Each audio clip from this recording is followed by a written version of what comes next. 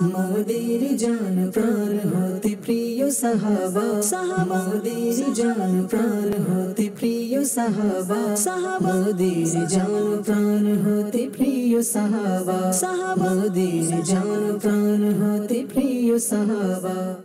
আলহামদুলিল্লাহি রাব্বিল আলামিন ওয়া সলাতু ওয়া সালামু আলা সাইয়্যিদিল মুরসালিন আম্মা বা'দ ফাআউযু বিল্লাহি মিনাশ শাইতানির রাজীম বিসমিল্লাহির রাহমানির রহিম। আসসালাতু ওয়া সালামু আলাইকা ইয়া রাসূলুল্লাহ ওয়া আলা আলিকা ওয়া আসহাবিকা ইয়া হাবিবাল্লাহ। আসসালাতু ওয়া সালামু আলাইকা ইয়া নবিয়াল্লাহ ওয়া আলা আলিকা ওয়া আসহাবিকা ইয়া নূরাল্লাহ। দর্শক শ্রোতা, আসুন আমরা আমাদের অনুষ্ঠান শুরু করার পূর্বে যেহেতু আল্লাহ তাআলার দরবারে দোয়া ইবাদত কবুল হওয়ার একটি উত্তম মাধ্যম হচ্ছে রাসূল করিম রউফুর রহিম সাল্লাল্লাহু আলাইহি ওয়া আলিহি ওয়াসাল্লামের দরুদ শরীফ। আসুন দরুদ শরীফ পাঠ করার অসংখ্য অগণিত ফজিলত এবং বরকত রয়েছে। আসুন আজকে আমরা একটি রাসূল পাক সাল্লাল্লাহু আলাইহি ওয়া আলিহি ওয়াসাল্লাম এর হাদিসে মুবারাকা শ্রবণ করি।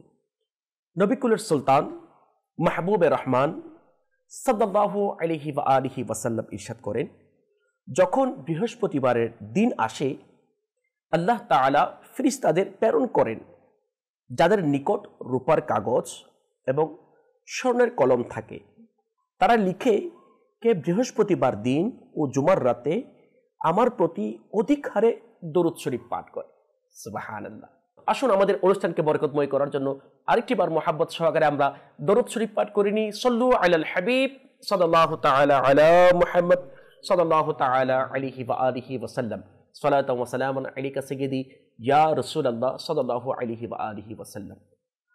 দর্শক শ্রোতা, আমরা সবাই জানি যে রাসূল পাক সাল্লাল্লাহু আলাইহি ওয়া সাল্লাম ইরশাদ করছেন যে আমার সাহাবায়ে কেরাম আলাইহিমুর রিদওয়ানগণ আকাশের নক্ষত্র।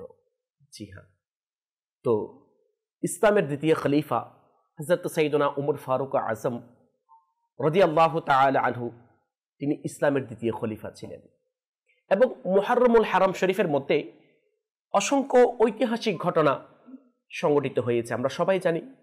তার মধ্যে সবচেয়ে গুরুত্বপূর্ণ এবং উল্লেখযোগ্য ঘটনা হচ্ছে কারবালার ঘটনা। আমরা সবাই জানি যে একটা প্রবাদ বাক্য হয়তো আমরা শুনে থেকেছি, আবারও শুনি যে ইসলাম জিন্দা হোতা है हर কারবালা কি বাত।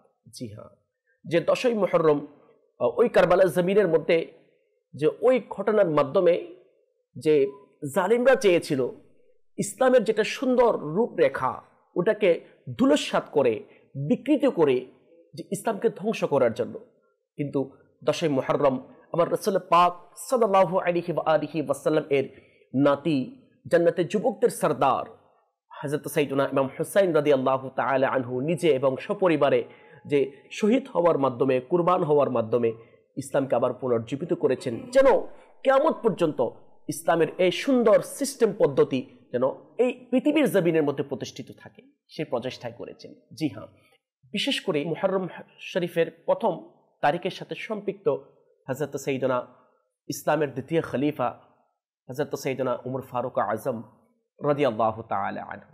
জি হ্যাঁ, আজকে আমরা অনুষ্ঠানের মধ্যে আলোচ্য একটি বিষয় নিয়েছি। আলহামদুলিল্লাহ আমার ডান পাশে আমার ফারুক ভাই তাশরিফ নিয়ে এসেছেন। ফারুক ভাই, আপনাকে মোবারকবাদ। আমার বাম পাশে আমার মিরাজ ভাই আছেন, আপনাকেও মোবারকবাদ। আলহামদুলিল্লাহ আমাদের সেটের মধ্যে নাত খায় আমাদের মেহবুব ভাই উপস্থিত আছেন, আপনাকেও মোবারকবাদ। জি দর্শক শ্রোতা, ইনশাআল্লাহ আজকে আমরা যে বিষয় নিয়ে আমরা আলোচনা শ্রবণ করব, মুবাল্লিগে দাওয়াত ইসলামের কাছ থেকে যে টপিক নিয়েছি, যে বিষয়টা আমরা মুসলমানদের জন্য অত্যন্ত জরুরি এবং একজন মুসলমানের অন্তরের মধ্যে এই বিষয়টা থাকা আবশ্যক, ফরজ। জি, আজকে আমরা বিষয় নিয়েছি যে উমর ফারুক আযম রাদিয়াল্লাহু তাআলা আনহু আমাদের সৃষ্টিকর্তা, আমাদের পালনকর্তা আল্লাহ তাআলাকে কেমন ভয় করতেন। জি, আজকে আমরা মুবাল্লিগে দাওয়াত ইসলামের কাছ থেকে উমর ফারুক আযম রাদিয়াল্লাহু তাআলা আনহু এর খুদাভীতি সম্পর্কে, খৌফে খুদা সম্পর্কে ইনশাআল্লাহ আজ্জা ওয়াজাল মুবাল্লিগে দাওয়াত ইসলামের কাছ থেকে আমরা মাদানী ফুল শ্রবণ করব। তো সেই সাথে আমি আপনাদের কাছে অনুরোধ করব, শুরু থেকে শেষ পর্যন্ত ভালো ভালো নিয়ত সহকারে এই অনুষ্ঠান দেখার জন্য চেষ্টা করুন। ইনশাআল্লাহ আজ্জা ওয়াজাল আল্লাহ তাআলা চাহিত কিছু আমরা শিখতে পারবো। দর্শক শ্রোতা, এবং আপনারা যে ফেসবুক যেটা পেজ রয়েছেন বেশি বেশি শেয়ার করুন, কারণ আপনার একটি শেয়ার করার মাধ্যমে আপনি ফায়দা পাবেন, নেকি পাবেন। আল্লাহ তাআলা আমাদেরকে আমল করার তৌফিক দান করুন। আর দীর্ঘায়িত করব না, আসুন আমরা প্রথমেই আমার রাসূল মকবুল সাল্লাল্লাহু আলাইহি ওয়া আলিহি ওয়াসাল্লাম এর উপর নাত রাসূল আমরা শ্রবণ করি। এরপর ইনশাআল্লাহ আযজা ওয়া জাল্লা আজকে যে বিষয় নিয়েছি খৌফে খোদা, ইনশাআল্লাহ ওই বিষয় সম্পর্কে মুবাল্লিগে দাওয়াত সামির কাছ থেকে আমরা আলোচনা শ্রবণ করব। জি মেহবুব ভাই।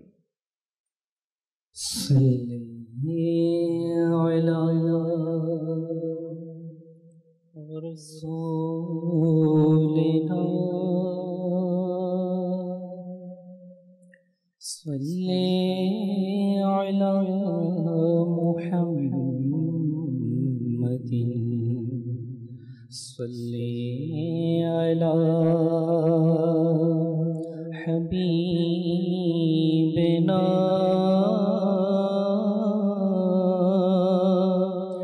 صلي على محمد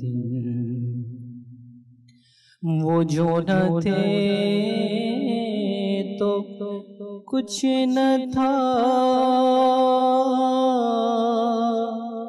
वो जो न हो तो कुछ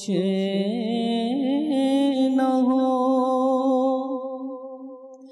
जान है वो जहान की, जान है तो जहान है। सल्ली अला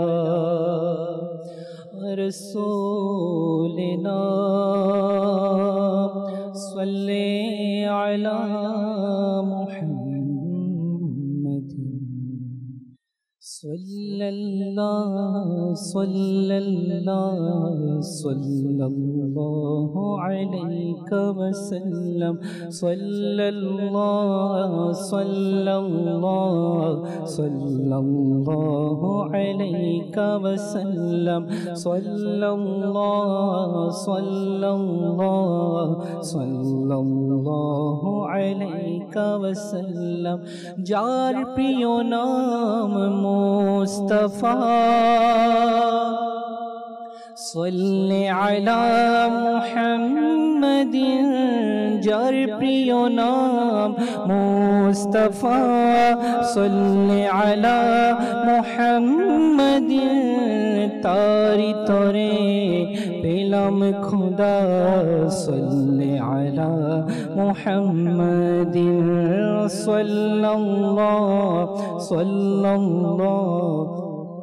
सल्लल्लाहु अलैहि वसल्लम सल्लल्लाहु अलैहि वसल्लम। रूहुल आमीन गेलेन रोए, नबी गेलेन आरश पाने। रूहुल आमीन गेलेन रोए, नबी गेलेन आरश पाने। अर्श आज़म दिलो शड़ा सल्ले अला मुहम्मदिन।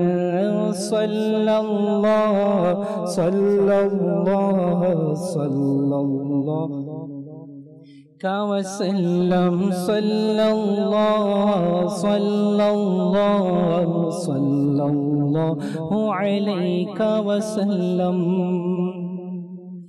বিপদ তাহার দূর হয়েছে, ভাগ্য তাহার খুলে গেছে।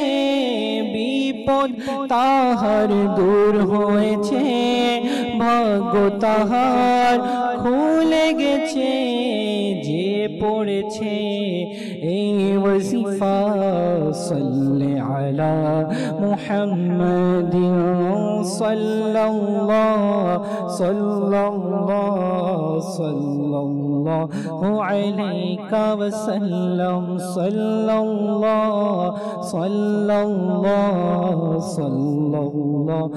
अलैहि वसल्लम। যখন ফেরেশতা কবরে নবীর চেহারা দেখাবে, যখন ফেরেশতা কবরে নবীর চেহারা দেখাবে যখন ফিরিস্তা কবরে নবীর চেহারা দেখাবে পড়ি যেন সেথায় খোদা সাল্লি আলা মুহাম্মাদিন পড়ি যেন সেথায় খোদা সাল্লি আলা মুহাম্মাদিন সাল্লাল্লাহু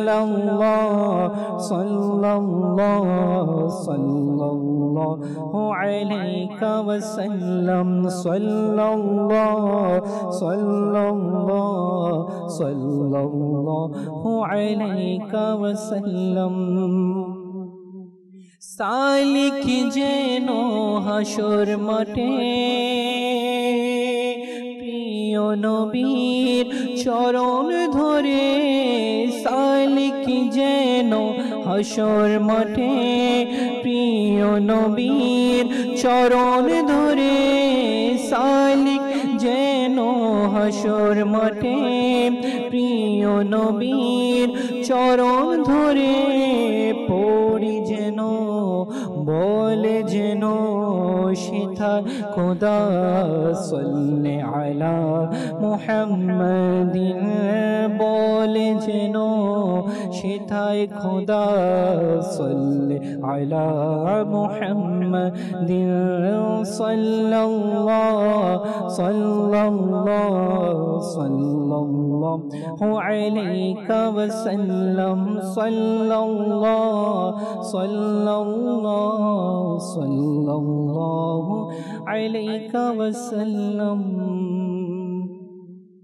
আল্লাহ তাআলা আমাদেরকে রাসূল করিম রউফুর রহিম সাল্লাল্লাহু আলাইহি ওয়া আলিহি ওয়াসাল্লাম এর প্রশংসা করার, নাত শরীফ পড়ার, শ্রবণ করার সেই তৌফিক আল্লাহ তাআলা আমাদেরকে দান করুক। দর্শক শ্রোতা, আপনারা সবাই জানেন আমরা আজকে একটি বিষয় নিয়েছি, বিশেষ করে যে উজ্জ্বল নক্ষত্র, এটা কাদেরকে বলেছেন সেটা আমরা সবাই জানি, এবং তাদের মধ্যে খোলাফায়ে রাশিদিনদের দ্বিতীয়তম, ইসলামের দ্বিতীয় খলিফা হযরত সাইয়েদনা উমর ফারুক আযম রাদিয়াল্লাহু তাআলা আনহু, যে ওনার খৌফে খুদা কেমন ছিল, কিভাবে আল্লাহ তাআলাকে ভয় করতেন, এবং আল্লাহ তাআলার পক্ষ থেকে তিনি এত কিছু নিয়ামত পেয়েছেন, ওই নিয়ামতগুলি পাওয়ার পরও কিভাবে আল্লাহ তাআলাকে ভয় করতেন। আসুন প্রথমে ডান পাশ থেকে শুরু করা সুন্নত মুবারাকা, এই নিয়তে আসুন ফারুক ভাইয়ের কাছ থেকে আমরা প্রথমে আজকের যেটা বিষয় নিয়েছি খৌফে খুদা, এই বিষয় সম্পর্কে কিছু আলোচনা শ্রবণ করি। জি ফারুক ভাই। আলহামদুলিল্লাহি রাব্বিল আলামিন ওয়াসসালাতু ওয়াসসালামু আলা সাইয়্যিদিল মুরসালিন আম্মা বা'দ। জি ফারুক আযম রাদিয়াল্লাহু তাআলা আনহুর খৌফে খুদা বিষয় নিয়েছেন। ফারুক আযম রাদিয়াল্লাহু তাআলা আনহু যিনি ইসলামের দ্বিতীয়তম খলিফা, মাশাআল্লাহ, জি, যার খিলাফতের ব্যাপারে স্বয়ং সিদ্দিক আকবর রাদিয়াল্লাহু তাআলা আনহু বলে গিয়েছেন যে আমি উম্মতের জন্য আমার পরে যে এমন একজনকে কি করেছি, নির্বাচন করেছি, যিনি মানে উম্মতের মধ্যে সবচেয়ে ন্যায়পরায়ণ, সুবহানাল্লাহ, যার ন্যায়পরায়ণতার ব্যাপারে আমরা যখন খুতবা দিই, জুমার খুতবার মধ্যে তার ন্যায় বিচার, যে ফারুক আযম রাদিয়াল্লাহু তাআলা আনহুর ন্যায় বিচার এমন যে ছিল যে যেটা আমরা কি করে থাকি, ওনার প্রশংসা করে থাকি খুতবার মধ্যে। মাশাআল্লাহ, ফারুক আযম রাদিয়াল্লাহু তাআলা আনহুর খৌফে খুদা, আল্লাহ তাআলার ভয় এমন ছিল যা অতুলনীয়। জি, ওনার 63 বছর জিন্দেগি মাধ্যমে তিনি বুঝিয়ে দিয়েছেন ওনার মধ্যে আল্লাহ তাআলার খৌফ কতটুকু ছিল আর ইতাআত আনুগত্য কতটুকু ছিল। মাশাআল্লাহ, খৌফে খুদা এমন ছিল যে ফারুক আযম রাদিয়াল্লাহু তাআলা আনহুর হযরত সাইয়্যিদুনা তালহা ইবনে উবাইদুল্লাহ রাদিয়াল্লাহু তাআলা আনহু ইরশাদ করছেন ফারুক আযম রাদিয়াল্লাহু তাআলা আনহু খৌফে খুদার ব্যাপারে, বলছেন আমিরুল মুমিনিন হযরত সাইয়্যিদুনা ফারুক আযম রাদিয়াল্লাহু তাআলা আনহু আমাদের পরে ঈমান এনেছেন এবং আমাদের পরে হিজরত করেছেন, কিন্তু আমাদের চেয়ে বেশি তাকওয়াবান, দুনিয়া ত্যাগী হচ্ছে কে? ফারুক আযম রাদিয়াল্লাহু তাআলা আনহু। সুবহানাল্লাহ। আর হযরত সাইয়েদনা তালহা ইবনে উবাইদুল্লাহ রাদিয়াল্লাহু তাআলা ওনার আগে ইসলাম গ্রহণ করেছে। আচ্ছা, ওনার দুনিয়া ত্যাগী এবং খৌফে খোদা এমন ছিল যে আমাদের চেয়ে পরে উনি ঈমান এনেছেন, আমাদের পরে ইনি হিজরত করেছেন, কিন্তু আমাদের চেয়ে দুনিয়া ত্যাগী এবং খৌফে খোদা যার মধ্যে রয়েছে তিনি হচ্ছে ফারুক আজম। সুবহানাল্লাহ, সুবহানাল্লাহ, মাশাআল্লাহ। ফারুক আজম রাদিয়াল্লাহু তাআলা আনহুর উনি কি বলবো যে যাদের ব্যাপারে কোরআনুল কারীমের আয়াত রয়েছে, যাদের ব্যাপারে আমার নবীর সার্টিফিকেট রয়েছে, মাশাআল্লাহ।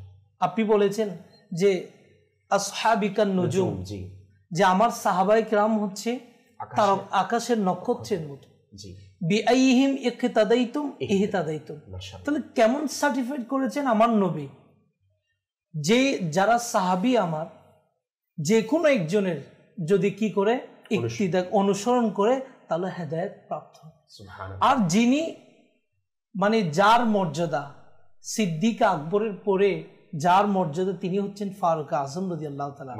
আর ওনার তাকওয়া কেমন হবে, ওনার তাকওয়া সম্পর্কে যদি আমরা কি করে থাকি মানে আলোচনা করে দিনের পর দিন, সময় তো চলে যাবে। মাশাআল্লাহ, মাশাআল্লাহ, ধন্যবাদ।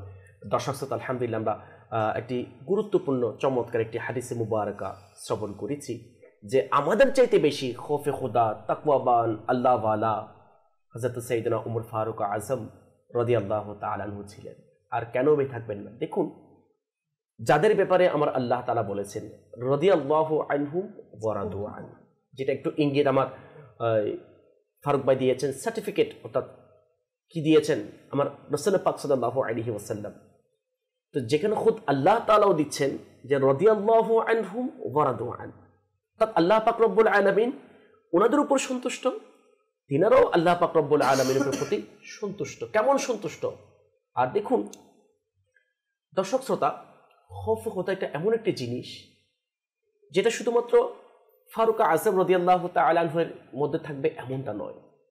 এটা আল্লাহ তাআলা সৃষ্টির মধ্যে যারা ভাগ্যবান মুসলমান তারা আল্লাহ তাআলাকে অবশ্যই অবশ্যই প্রকৃতপক্ষে ভয় করবে। আসুন আমরা আজকের বিষয় নিয়ে আমার মিরাজ ভাই যেহেতু আমাদের মেহমান হয়ে এসেছেন, আমার মিরাজ ভাইয়ের কাছ থেকে কিছু মাদানী ফুল শ্রবণ করি। জি মিরাজ ভাই।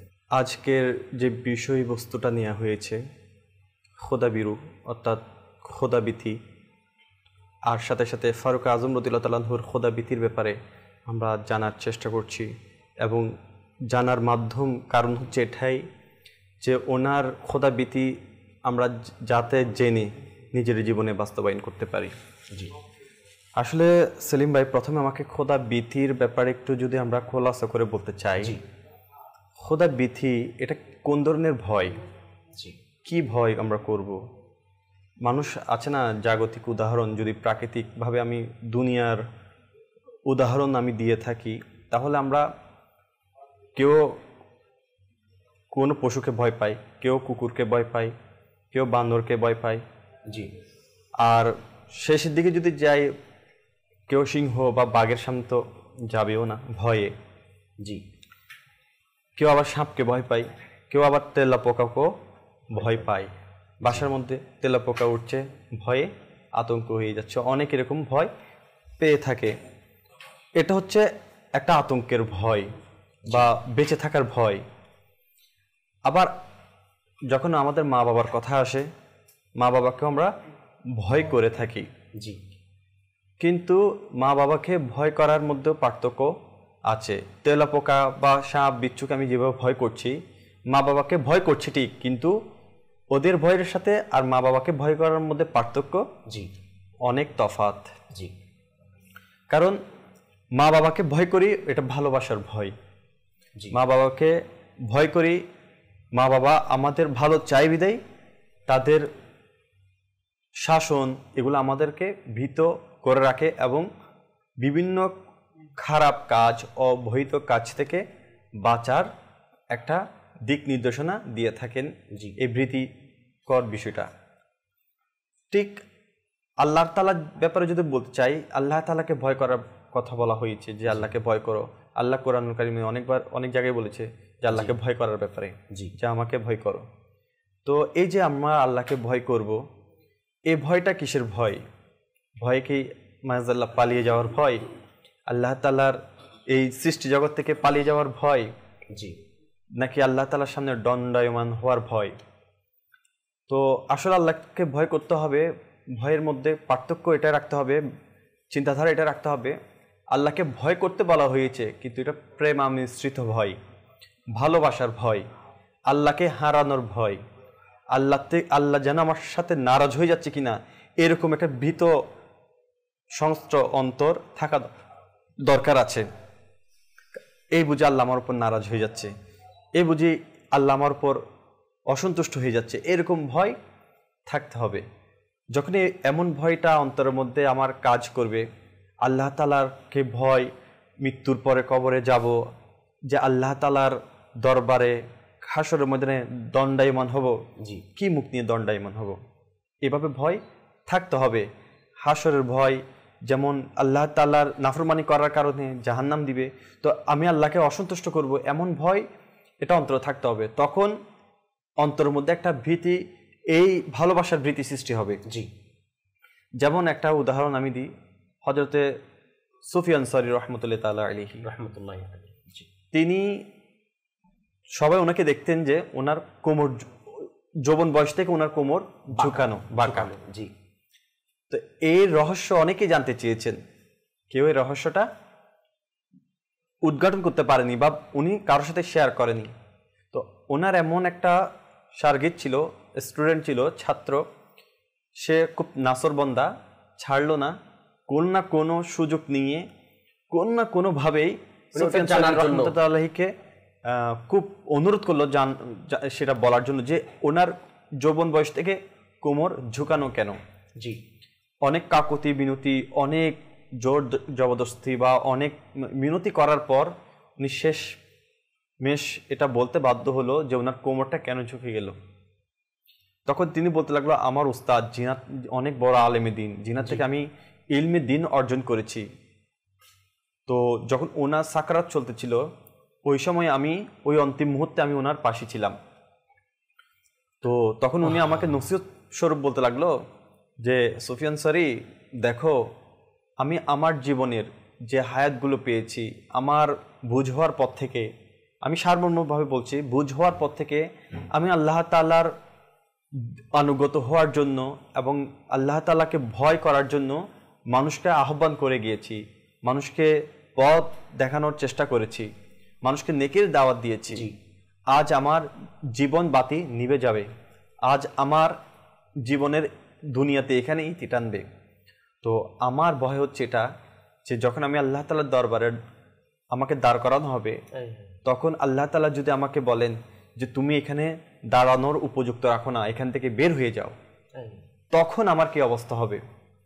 এই কথাটা যে সুফিয়ান সরির উস্তাদ মুখে উচ্চারণ করেছেন, আর আল্লাহওয়ালাদের কথা এগুলো তীর থেকেও বেশি অন্তরে লাগে। সুফিয়ান সরি এই কথাটা শোনা মাত্রই চিৎকার দিয়ে কান্না করে উঠলো, আর ওনার এই চিৎকারের কান্নার সাথে উনি যখন ঝুঁকে পড়লো, সাথে সাথে ওনার কোমরের হাড্ডিটা ভেঙে গেল। আর উপস্থিত সেদিন যারা উপস্থিত ছিল, এই হাড্ডি ভাঙার, কোমরের হাড্ডিটা যা ভেঙে গেল, সে মটকানো আওয়াজটা সকলে শুনতে পেরেছে। তো যখন ওনার অবস্থা আরো সিরিয়াস হলো, ডাক্তারের কাছে নিয়ে গেল।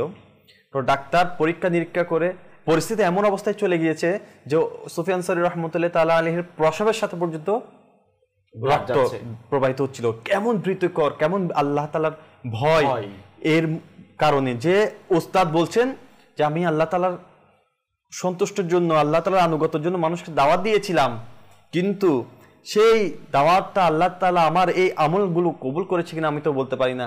শুধু এটা বলেছে যে আমাকে যদি কাল কিয়ামতের দিন বলা হয় তুমি এখানে দাঁড়ানোর উপযুক্ত রাখো না, বের হয়ে যাও আমার দরবার থেকে বা আমার এখান থেকে বের হয়ে যাও।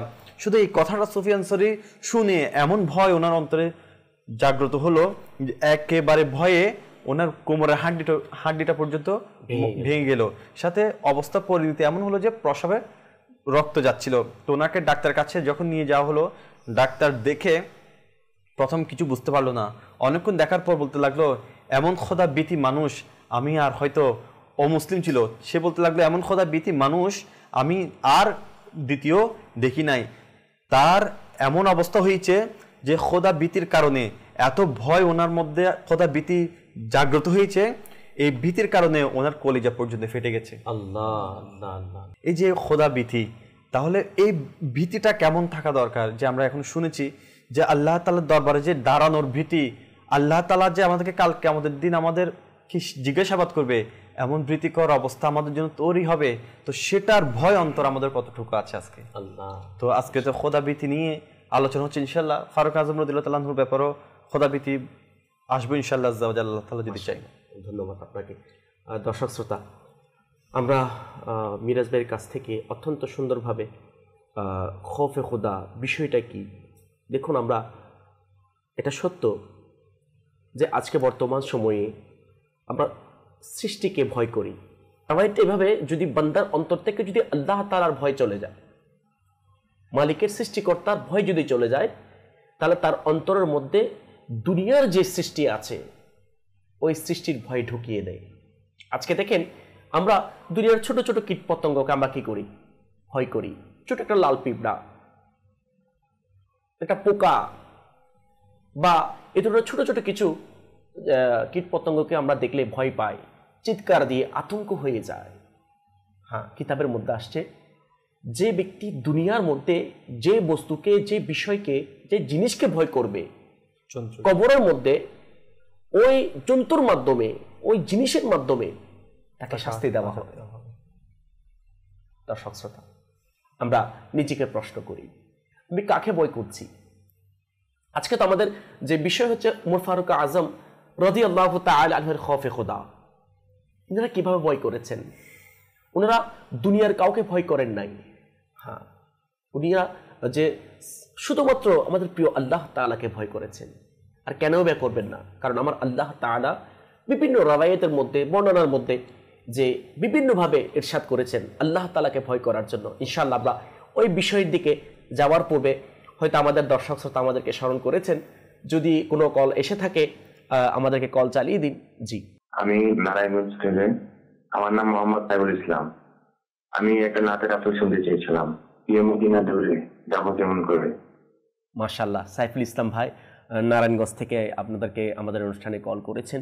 আপনাকে ধন্যবাদ জানাচ্ছি আমাদের অনুষ্ঠানে কল করার জন্য। জি আলহামদুলিল্লাহ, আমরা চেষ্টা করব আমাদের সাথেই থাকুন। আমাদের নাথ খা ইসলামীভাবে মেহবুব ভাই আপনাকেও অনুরোধ করব আপনি মানসিকভাবে প্রস্তুত নেন। ইনশাআল্লাহ দর্শক শ্রোতা যারা কালাম শ্রবণ করার জন্য আপনার কাছে আসবে, একটু দয়া করে ইনশাআল্লাহ শুনে দিবেন আর কি। জি, মুবারকবাদ। পরবর্তী কল। আমি বরিশাল থেকে বলছি। আচ্ছা, আমি একটা গজল শুনতে চাই, এটা হলো দানি মদিনা বালে। আচ্ছা, মাশাআল্লাহ। হয়তো মাদানী মুন্নি, ছোট বাচ্চা, যেটা দাওয়াত সাহেবের পরিভাষায় ছোট মেয়েদেরকে, ছোট ছেলে মেয়েদেরকে মাদানী মুন্না এবং মুন্নি বলা হয়। একটি ছোট মাদানী মুন্নি হয়তো আমাদের অনুষ্ঠানে কল করেছেন, আপনাকে মোবারকবাদ জানাচ্ছি। সাথে সাথে দর্শক শ্রোতা, এখান থেকে একটা শিক্ষার বিষয় আছে যে ছোট ছোট আলহামদুলিল্লাহ ছেলে মেয়েরাও মাদানী চ্যানেল পছন্দ করে। জি, আপনাকে অনুরোধ করব আপনি আপনার সন্তানকে মাদানী চ্যানেল দেখান, যেটা মাদানী চ্যানেলের পক্ষ থেকে যেই কার্টুনগুলি, গোলাম রসুল, কানিস ফাতেমা, যে বিষয় কার্টুনগুলি আছে এগুলি দেখান। ইনশাআল্লাহ এর মাধ্যমে ইলমে দ্বীন শিখতে পারবে সে। আল্লাহ তাআলা আমাদেরকে তৌফিক দান করুক। জি, পরবর্তী কল। আমার বাড়ি চিটাগং। আমি একটি নাচ শুনতে চাচ্ছি, অতি শীতল হাওয়া মদিনা। মাশাআল্লাহ, চট্টগ্রাম থেকে আমার ইসলামী ভাই কল করেছেন, হয়তো আপনি নাম বলেন নাই। আপনাকে মোবারকবাদ জানাচ্ছি। আমাদের সাথেই থাকুন ইনশাআল্লাহ আজ্জা ওয়া জাল। আমরা চেষ্টা করব আপনাদের রিকোয়েস্ট, যেটা আপনারা অনুরোধ করেছেন সেটা রাখার জন্য। আসুন আমরা যে আজকে যেটা বিষয় নিয়েছি, হযরত সাইয়েদনা উমর ফারুক আজম রাদিয়াল্লাহু তাআলা আনহু এর খৌফে খোদা। আমরা শুরুতে ফারুক ভাইয়ের কাছে শ্রবণ করেছি। ইনশাআল্লাহ আমরা সংক্ষিপ্ত ফারুক ভাইয়ের কাছ থেকে আরও কিছু আলোচনা শ্রবণ করে এরপর ইনশাআল্লাহ আমরা কিছু কালাম শ্রবণ করবো মেহবুব ভাইয়ের কাছ থেকে ইনশাআল্লাহ। জি, ফারুক ভাই। আসলে ফারুক আজম রাদিয়াল্লাহু তাআলা আনহু সাহাবী ছিলেন, আর সাহাবীদের মধ্যে মানে সর্বোত্তম সাহাবী রয়েছে। ইনারা প্রত্যেক সাহাবীগণ আল্লাহ তার রাসূলের ইতাআত করেছেন এবং কোরআনুল করিমের যে আয়াতে পাক রয়েছে তাকওয়ার ব্যাপারে তারা পরিপূর্ণ অনুসারী ছিলেন। মাশাআল্লাহ। জি, শুধু মুখে দাবিদার ছিলেন না, তারা প্র্যাকটিক্যালি দেখিয়ে দিয়েছে। তাকওয়ার ব্যাপারে আল্লাহ তাআলা কোরআনুল কারীমে অনেক জায়গায় ইরশাদ করেছেন। আল্লাহ তাআলা ইরশাদ করেন, ইয়া আইয়ুহাল্লাযীনা আমানুত্তাকুল্লাহ হাক্কা তুকাতিহি ওয়া লা তামুতুন্না ইল্লা ওয়া আনতুম মুসলিমুন। মাশাআল্লাহ, জি। হে ইমানদারগণ, ইত্তাকুল্লাহ, আল্লাহকে ভয় করো, হাক্কা তুকাতিহি, যেভাবে আল্লাহকে ভয় করা দরকার। মাশাআল্লাহ, আল্লাহকে যেভাবে ভয় করা দরকার সেভাবে ভয় করো। তো শুধু আমি বললাম আমি আল্লাহকে ভয় করি আর এদিকে গুনার মধ্যে লিপ্ত, নাফরমানির মধ্যে লিপ্ত, এমনটা নয়। তো আল্লাহকে ভয় করতে হবে। জি। কিভাবে? যেভাবে আল্লাহকে ভয় করা দরকার। জি। মুফাসসিরিন ইকরামগণ এই আয়াতের ব্যাখ্যায় বলেন যে আল্লাহকে কিভাবে ভয় করবে। তাফসীরের মধ্যে রয়েছে আল্লাহকে যথাযথ ভয় করার অর্থ হচ্ছে যে আল্লাহর ইতাআত করা, আল্লাহর নাফরমানি না করা, সুবহানাল্লাহ, আল্লাহ আনুগত্য করা, আল্লাহর নাফরমানির দিকে ঝুঁকে না যাওয়া। জি। পরিপূর্ণ আল্লাহকে ইতাআত করা, আল্লাহকে আনুগত্য করা, আল্লাহ যে হুকুম আহকাম আমাদের উপর দিয়েছেন তা মেনে চলা, জি। যেগুলো থেকে নিষেধ করেছেন সেখান থেকে বেঁচে থাকা। জি। আরো বলছেন যে আল্লাহকে স্মরণ করা, আল্লাহকে ভুলে না যাওয়া। আচ্ছা, আল্লাহকে সবসময় স্মরণ করতে হবে, যে কোনো অবস্থায়, আপনার ভালো অবস্থা হোক, খারাপ অবস্থায় হোক, আপনার এখন অসচ্ছল অবস্থা তখনও করতে হবে, আপনার সচ্ছল অবস্থা মানে সর্বাবস্থায় আল্লাহকে স্মরণ করতে হবে। আপনি সুখে থাকুন, দুঃখে থাকুন, আপনার কিছু নেই, তবু আল্লাহকে কি করতে হবে? ভয় করতে হবে এবং আল্লাহকে বলে না যাও। তো আল্লাহকে যখন সবসময় স্মরণ রাখবে সে গুনাহ থেকে বেঁচে থাকবে। মাশাআল্লাহ। আর যখন আল্লাহকে ভুলে যাবে তখন সে গুনার দিকে ধাবিত হয়ে যাবে। আজকে দেখুন মানুষ ঘোরাফেরা করছে অহংকার করে বা নাফরমানি করে চলছে। কেন? তারা আল্লাহকে ভুলে গেছে। যদি আল্লাহর স্মরণ তাদের থাকতো যে আল্লাহ আমাকে দেখছে, আমি নাফরমানি করছি, আল্লাহ আমাকে দেখছে, মিথ্যা বলছি, আল্লাহ আমাকে দেখছে, আমি চুগলখড়ি করছি, আল্লাহ আমাকে দেখছে, গীবত করছি, আল্লাহ আমাকে দেখতেছে, সেটা চলে আসতো। এখন তো ভুলে গেছি, নির্দ্বিধায় গুনাহ করে চলছে। আরো বলছেন যে শুকরিয়া আদায় করা, অকৃতজ্ঞ না হওয়া। আচ্ছা, মাশাআল্লাহ। কৃতজ্ঞ হওয়া এবং অকৃতজ্ঞ না হওয়া। জি। নিয়ামত পাওয়ার পর কৃতজ্ঞতা, আল্লাহ তাআলার কৃতজ্ঞতা জ্ঞাপন করা, নিয়ামত যা আছে এগুলোর উপর আল্লাহ তাআলার দরবারে শুকরিয়া আদায় করা। কখনো যেন অকৃতজ্ঞ না হয়, কোনো অবস্থায়, কোনো কিছুতে। মালের ক্ষতি হয়ে গেছে, ব্যবসার ক্ষতি হয়ে গেছে, আমার অট্টালিকা টাকা পয়সা ছিল এখন নেই, কেন নেই? আমার থেকে কেন নিয়ে গেছে? হতে পারে এটা আমার আমলের কারণে, এটা আমার কৃত ফল মনে করতে হবে। আল্লাহ তো বলে দিয়েছে যে তোমরা শুকরিয়া আদায় করো। যদি তোমরা শুকরিয়া আদায় করো আমি নিয়ামতকে আরো বাড়িয়ে দেব। জি। এই অর্থগুলা তাকওয়ার, যথাযথ তাকওয়ার অর্থ করেছে। জি। আল্লাহর আনুগত্য করা, আল্লাহর নাফরমানি না করা, আল্লাহকে স্মরণ করা, আল্লাহকে ভুলে না যাওয়া এবং শুকরিয়া আদায় করা, যেন অকৃতজ্ঞ না হয়। জি। পরিপূর্ণ এই আয়াতের যে পরিপূর্ণ অনুসারী ছিলেন ফারুক আজম রাদিয়াল্লাহু তাআলা। সুবহানাল্লাহ, মাশাআল্লাহ। রাওয়ায়াতের মধ্যে রয়েছে সাহাবায়ে কেরাম ইরশাদ করছেন যে ফারুক আজম রাদিয়াল্লাহু তাআলা শুধু নিজেই তাকওয়া অবলম্বন করতেন না, নিজে ফরহেজগার ছিলেন এমনটা নয়, তিনি তাকওয়ার ব্যাপারে, ফরহেজগারিতার ব্যাপারে, আল্লাহর ভয়ের ব্যাপারে তিনি মানুষদেরকে নসিহত করতেন। মাশাআল্লাহ। জি। হযরত সাইয়্যিদুনা ইয়াহিয়া বিন জাদা রাহমাতুল্লাহি আলাইহি থেকে বর্ণিত, একবার আমিরুল মুমিনিন হযরত সাইয়্যিদুনা ফারুক আজম রাদিয়াল্লাহু তাআলা আনহু হযরত সাইয়্যিদুনা ইয়াসার রাহমাতুল্লাহি আলাইহি এর পাশ দিয়ে গমন করছে। জি।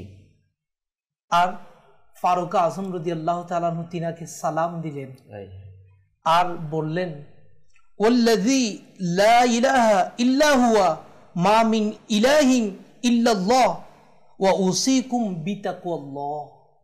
তিনি বলছেন উনাকে, হযরত সাইয়্যিদুনা ইয়াসার রাহমাতুল্লাহি আলাইহিকে, যে ওই সত্তার শপথ যিনি ছাড়া কোনো মাবুদ নেই, যিনি ছাড়া কোনো উপাস্য নেই, কোনো রব নেই, আর ওয়া উসিকুম বিতাকওয়াল্লাহ, আমি তোমাকে আল্লাহকে ভয় করার ওসিয়ত করছি। সুবহানাল্লাহ। তুমি আল্লাহকে ভয় করো।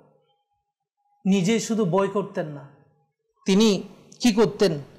মানুষদেরকে আল্লাহকে ভয় করার কি দিতেন? নসিহত করতেন, উপদেশ দিতেন, যেভাবে হযরতে সাইয়েদনা ইয়াসার রহমতুল্লাহি আলাইহি করেছে।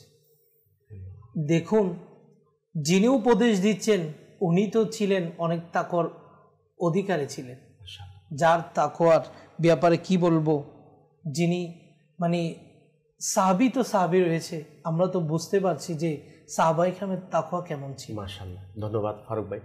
দর্শক শ্রোতা, আমরা উমর ফারুক আজম রাদিয়াল্লাহু তাআলা আনহু এর ব্যাপারে আলোচনা শ্রবণ করছি এবং সাথে সাথে আল্লাহ পাক রব্বুল আলামিনকে কিভাবে ভয় করা দরকার সেই বিষয়ে আমরা সংক্ষিপ্ত আলোচনা শ্রবণ করছি। দেখুন, আল্লাহ তাআলার প্রকৃত ভয় হচ্ছে আল্লাহ তাআলাকে সন্তুষ্টি করার মাধ্যম।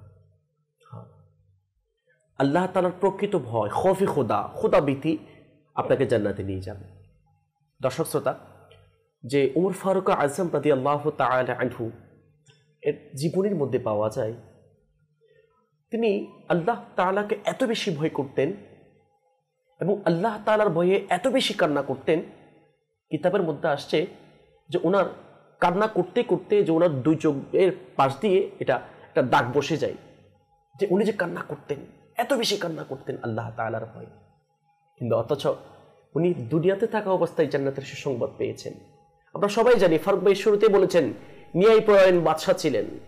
আমরা যদি বর্তমান সময়ে কাউকে উদাহরণ দিতে চাই, বলতে যাই, উপদেশ ভাই ফারুক আজম রাদিয়াল্লাহু তাআলা আনহুর মতো ন্যায় প্রতিষ্ঠিত করো। উনি ন্যায়পরায়ণ বাদশা ছিলেন, ন্যায় প্রতিষ্ঠিত করেছেন, যিনি অর্ধ পৃথিবী শাসন করেছেন। আর ওই উমর ফারুক আজম রাদিয়াল্লাহু তাআলা আনহু এত ক্ষমতাশীল, এত শক্তি, এত সম্পদ, এত কিছু থাকার পরও আল্লাহ তাআলার ভয়ে সবসময় কান্না করতেন, অধিক পরিমাণে কান্না করতেন। ওনার জীবনে যদি আমরা দেখি যে ওনার পুরো জিন্দগিটাই হচ্ছে আল্লাহ তাআলার ভয়ে উনি অতিবাহিত করেছেন।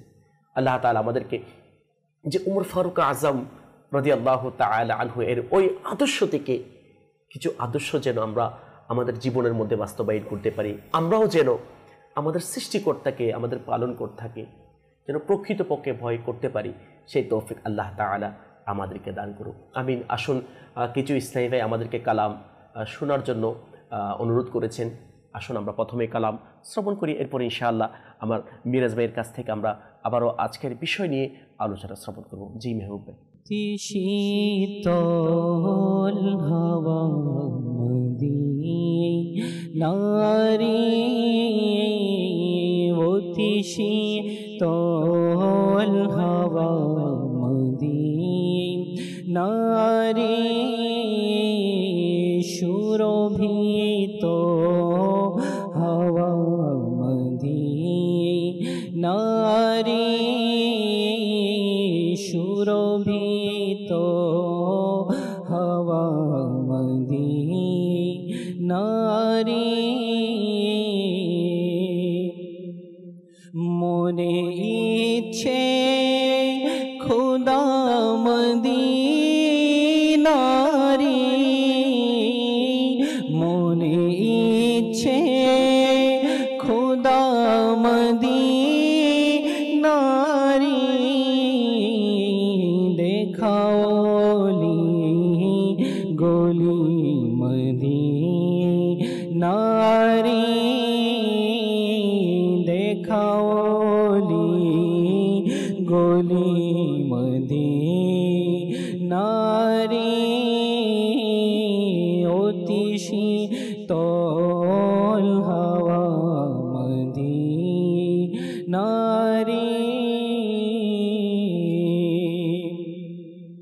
সদা রহমত সেতাই হয় বর্ষণ সদা রহমত সেতাই হয় বর্ষণ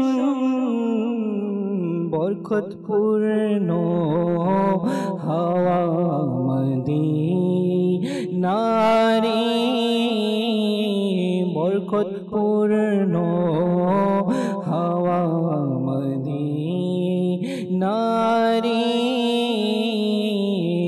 অতি শীতল হাওয়া মদিনারে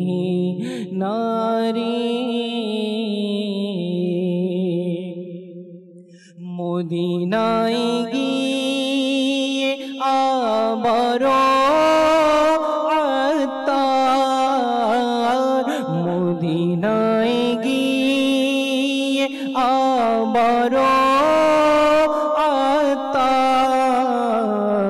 রহমত নাল ওঠে মদিনারে রহমত নাল ওঠে মদিনারে অতি শীতল হাওয়া মদিনারে সুরভিত হাওয়া মদিনারে আল্লাহুম্মা সাল্লি আলা সাইয়্যিদিনা মুহাম্মাদিন আল্লাহুম্মা সাল্লি আলা সাইয়্যিদিনা মুহাম্মাদিন আল্লাহুম্মা সাল্লি আলা সাইয়্যিদিনা اللهم صل على سيدنا محمد প্রিয় মদিনা দূরে যাব কেমন করে প্রিয় মদিনা দূরে যাব করে তবা বহু দূরে আকা তবা বহু দূরে আল্লাহুম্মা সাল্লি আলা সাইয়্যিদিনা মুহাম্মাদিন আল্লাহুম্মা সাল্লি আলা সাইয়্যিদিনা মুহাম্মাদিন অশ্রু ঝরে যায় শুকিয়ে কেঁদে কেঁদে নিরালায় পেতে তোমার দেখা যেতে তোমার সোনার মদিনায় আল্লাহুম্মা সাল্লি আলা সাইয়্যিদিনা মুহাম্মাদিন আল্লাহুম্মা সাল্লি আলা সাইয়্যিদিনা মুহাম্মাদিন মরণ কালে ধোঁকা দিতে আসবে যখন শয়তান দিদার দিয়ে তুমি আমার বাঁচাও গো ঈমান তুমি ছাড়া কেউ নে আমার হে নবীদের সুলতান দয়া করো মাই তুমি হে নবিয়ে দো জাহান তয়বা বহু দূরে আকা তয়বা বহু দূরে আল্লাহুম্মা সাল্লি আলা সাইয়্যিদিনা মুহাম্মাদিন আল্লাহুম্মা সাল্লি আলা সাইয়্যিদিনা মুহাম্মাদিন। মাশাআল্লাহ। দর্শক শ্রোতা, আলহামদুলিল্লাহ আমরা রাসূল করিম রউফুর রহিম সাল্লাল্লাহু আলাইহি ওয়া আলিহি ওয়াসাল্লাম এর নাত শরীফ শ্রবণ করেছি। আমরা মিরাজ ভাইয়ের কাছে যাওয়ার পূর্বে আসুন আমাদের ফেসবুক পেজে অনেক স্থায়ী ভাই আমাদের সাথে আছেন এবং আমাদেরকে কমেন্ট করেছেন। আমাদের সাথে আছেন মোহাম্মদ শাহ আলম ভাই, উনি সালাম দিয়েছেন এবং আমাদের জন্য দোয়াও করেছেন। ওয়ালাইকুম সালাম ওয়া রাহমাতুল্লাহি ওয়া বারাকাতুহু। আমাদের সাথে ফেসবুকের মধ্যে আছেন ইব্রাহিম খলিল ভাই, উনি আমাদের জন্য দোয়া করেছেন। আল্লাহ তাআলা ওনার দোয়াকে কবুল করুক। আমাদের সাথে আছেন মোহাম্মদ জহিরুল ইসলাম আত্তারি ভাই, উনি আমাদের জন্য দোয়া করেছেন, অর্থাৎ আমাদেরকে মোবারকবাদ জানাচ্ছেন। আচ্ছা, আমাদের সাথে অ্যাড আছেন ফেসবুক পেজের মধ্যে জামাল আত্তারি ভাই, আসুন আজকে আমরা বিষয় নিয়েছি উমর ফারুক আজম রাদিয়াল্লাহু তাআলা আনহু এর খৌফে খুদা, অর্থাৎ খুদা ভীতি কেমন ছিল। মিরাজ ভাইয়ের কাছ থেকে আরো কিছু আলোচনা শ্রবণ করি। জি মিরাজ ভাই।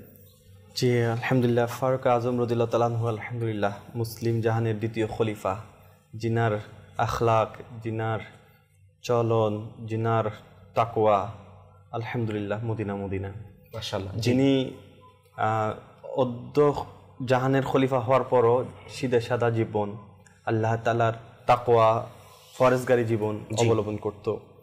তো একবার এমন একটা ঘটনা দিয়ে শুরু করি আমি, কারণ আল্লাহ তাআলার দরবারে ওনার মকাম কেমন সেটা তো আগে জানার দরকার। জি অবশ্যই। হ্যাঁ, একবার রোমের বাদশাহ অমুসলিম সে একটা সৈন্য পাঠিয়েছেন জি ফারুক আজম রাদিয়াল্লাহু তাআলা আনহুকে শহীদ করার জন্য।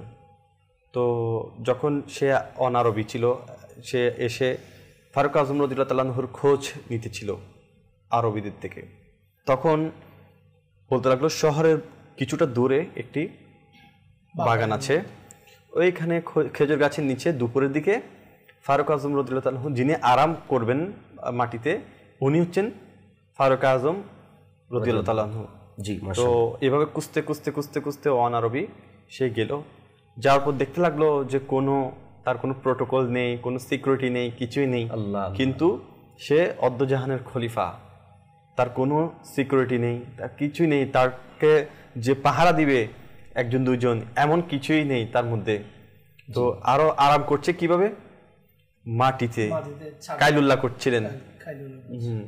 আর মাটির ডিলা মাথায় দিয়ে, আজকে যদি আমরা কোনো খ্যাতিমান হয়ে যাই বা কোনো একটা পদ পেয়ে যাই বা কোন একটা আমার অর্থের ব্যবস্থা হয়ে যায়, কোন এলাকার কমিশনার হয়ে যায় বা কোনো কিছু হয়ে যায়, তাহলে প্রথম তো আমার এই আলিশান থাকার নিরাপত্তা এবং আলিশান খাবারের ব্যবস্থা এগুলোতে আমি প্রথমে মনোযোগী হব, এরপর আমার অন্য কোনো কাজ। দেখুন এনাদের থেকে খোদাভীতি না শিখে কার থেকে শিখবো? এনারা আমাদের আইডল, উত্তম নক্ষত্র, উজ্জ্বল নক্ষত্র। এনাদের দেখেন আলহামদুলিল্লাহ খোদাভীতির সাথে সাথে জীবন যাপনের ব্যবস্থা কেমন নরম, কেমন নম্র, কেমন বিনয় ছিল আলহামদুলিল্লাহ। তো যখন উনি সে ঘুমাচ্ছিলেন, তো এই সুযোগ পেয়ে বলতে লাগলো আশেপাশে তো কেউ নেই, যে খানজার বের করলো যে শহীদ করে দিবে। তো আল্লাহর কি দয়া আলহামদুলিল্লাহ, যখনই খানজার বের করে সামনের দিকে অগ্রসর হচ্ছে শহীদ করার জন্য, এমন সময় দুটি অদৃশ্য থেকে বাঘ এসে তাকে গর্জন করে উঠল এবং তাকে খেয়ে ফেলার মতো অবস্থা হয়ে গেল। তো এই গর্জন করার আওয়াজ যখন সে শুনল দুটি বাঘের এবং ভয় পেয়ে গেল, সাথে সাথে তার হাত থেকে খানজার পড়ে গেল এবং সে চিৎকার চেঁচামেচি দিয়া শুরু করলো। তার চিৎকার চেঁচামেচিতে ফারুক আজম রাদিয়াল্লাহু তাআলা আনহু ঘুম ভেঙে গেল এবং ভাঙার পর ওনার চিৎকার চেঁচামেচি যাওয়ার কারণটা জানতে চাইলো। তখন উনি বলতে লাগলো যে আমি আসলে আপনাকে শহীদ করতে এসেছি, কিন্তু আমি দেখলাম যে আপনাকে দুটি বাঘ পাহারা দিচ্ছিল হঠাৎ করে কোত্থেকে।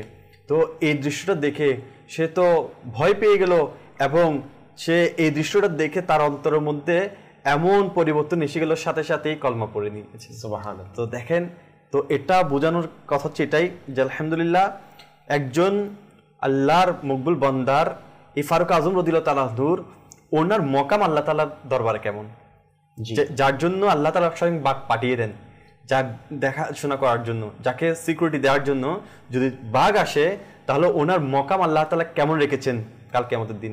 আর এমনি তো আশারে মুবাশশারা জান্নাতীদের সুসংবাদপ্রাপ্ত ব্যক্তিদের মধ্যে একজন। তো এমন ব্যক্তি দেখেন আল্লাহ তাআলার ভীতি আনার জন্য, জানার পরও কাল কিয়ামতের ভীতি আনার জন্য কাবুল আহবার রাদিয়াল্লাহু তাআলা আনহু, যিনি তাবেঈ বুজুর্গ ছিলেন, ওনাকে বলতে লাগলো আমাকে ভীতি সংস্ত্র হয় এমন কিছু ঘটনা বলুন। তখন বলতে লাগলো যে হে আমিরুল মুমিনিন, কাল কিয়ামতের দিন যদি আপনি 70 জন নবীর আমল নিয়েও যদি হাসর ময়দানে উঠেন, এটা আপনার কাছে সামান্য মনে হবে। 70 জন নবীর আমল নিয়ে যদি উঠে, এখানে দেখেন যে নবীগণ আলাইহিমুস সালাতু ওয়াস সালাম তো মাসুম, ওনাদের কোনো গুনাহ নেই, সম্পূর্ণ পবিত্র। আল্লাহ তাআলার পক্ষ থেকে ওনারা দূত হিসেবে, বার্তাবাহক হিসেবে হেদায়েতের বার্তা নিয়ে আমাদের কাছে এসেছেন। আর 70 জন নবীর আমল নিয়ে উঠলে তাহলে ওই কিয়ামতের ভয়াবহতা এত কঠিন হবে, মানে এটাও সামান্য মনে হবে। আল্লাহু আকবার। দেখুন যে আম্বিয়া কেরাম আলাইহিস সালামদের থেকে বেশি ইবাদত কোনো ব্যক্তি করতে পারেনি বা করেও নাই, জি, বা ওনাদের পায়ের ধুলার মর্যাদা আমরা এভাবে ইবাদত করতে পারি নাই। তো দেখেন এই অবস্থা দেখে যে কাহাবুল আহবার রাদিয়াল্লাহু তাআলা আনহু বলতে লাগলো 70 জন নবীর আমল নিয়েও যদি আপনি উঠেন সেটা সামান্য মনে হবে। তাহলে আমরা যারা আজকে একেবারে আমল থেকে উদাসীন, আমরা সামান্য আমল করেই বাবা পাওয়ার জন্য বসে আছি, আমরা সামান্য আমল করেই আলিশান সিংহাসনে বসে নিজেকে অনেক নেককার প্রদর্শন করছি, তাহলে আমাদের শিক্ষা, আমাদের অবস্থা, আমরা তো ইবাদত করতে গিয়ে ওখানেও ইবাদতে মন বসে না। সেই ইবাদত যে আমরা কঠোর সুশৃঙ্খল ভাবে খুজুভাবে যে আদায় হয়েছে এটারও গ্যারান্টি আমাদের মধ্যে নাই। তারপরে দেখেন এনাকে আমিরুল মুমিনকে বলা হচ্ছে, তখন উনি এই কথাটা শুনে নিশ্চুপ হয়ে গেলেন, মাথা নিচু করে ফেললেন এবং চিন্তায় মগ্ন হয়ে গেলেন। তো এইভাবে ফারুক আজম রাদিয়াল্লাহু তাআলা আনহু যখন বৃতি সংস্কার কথাগুলো বলছেন, একজন জান্নাতি ব্যক্তি তারপরও বৃত হয়ে কান্না করতে লাগলেন। কেমন ভয় অন্তরের মধ্যে তাদের সৃষ্টি হয়েছে। শুধু তাই নয়, কিতাবের মধ্যে আছে ওনার ছেলে বলতে লাগলো যে ওনার শাহজাদা বলতে, আমি অনেকবারই আমার পিতাকে দেখেছি যে যখন নামাজ আদায় করতেন না, ওই নামাজ আদায়ের মধ্যে জাহান্নামের কথা আসতো, আমার পিতা এমনভাবে কান্না করতো যে কান্নার আওয়াজ আমরা শুনতে পেতাম।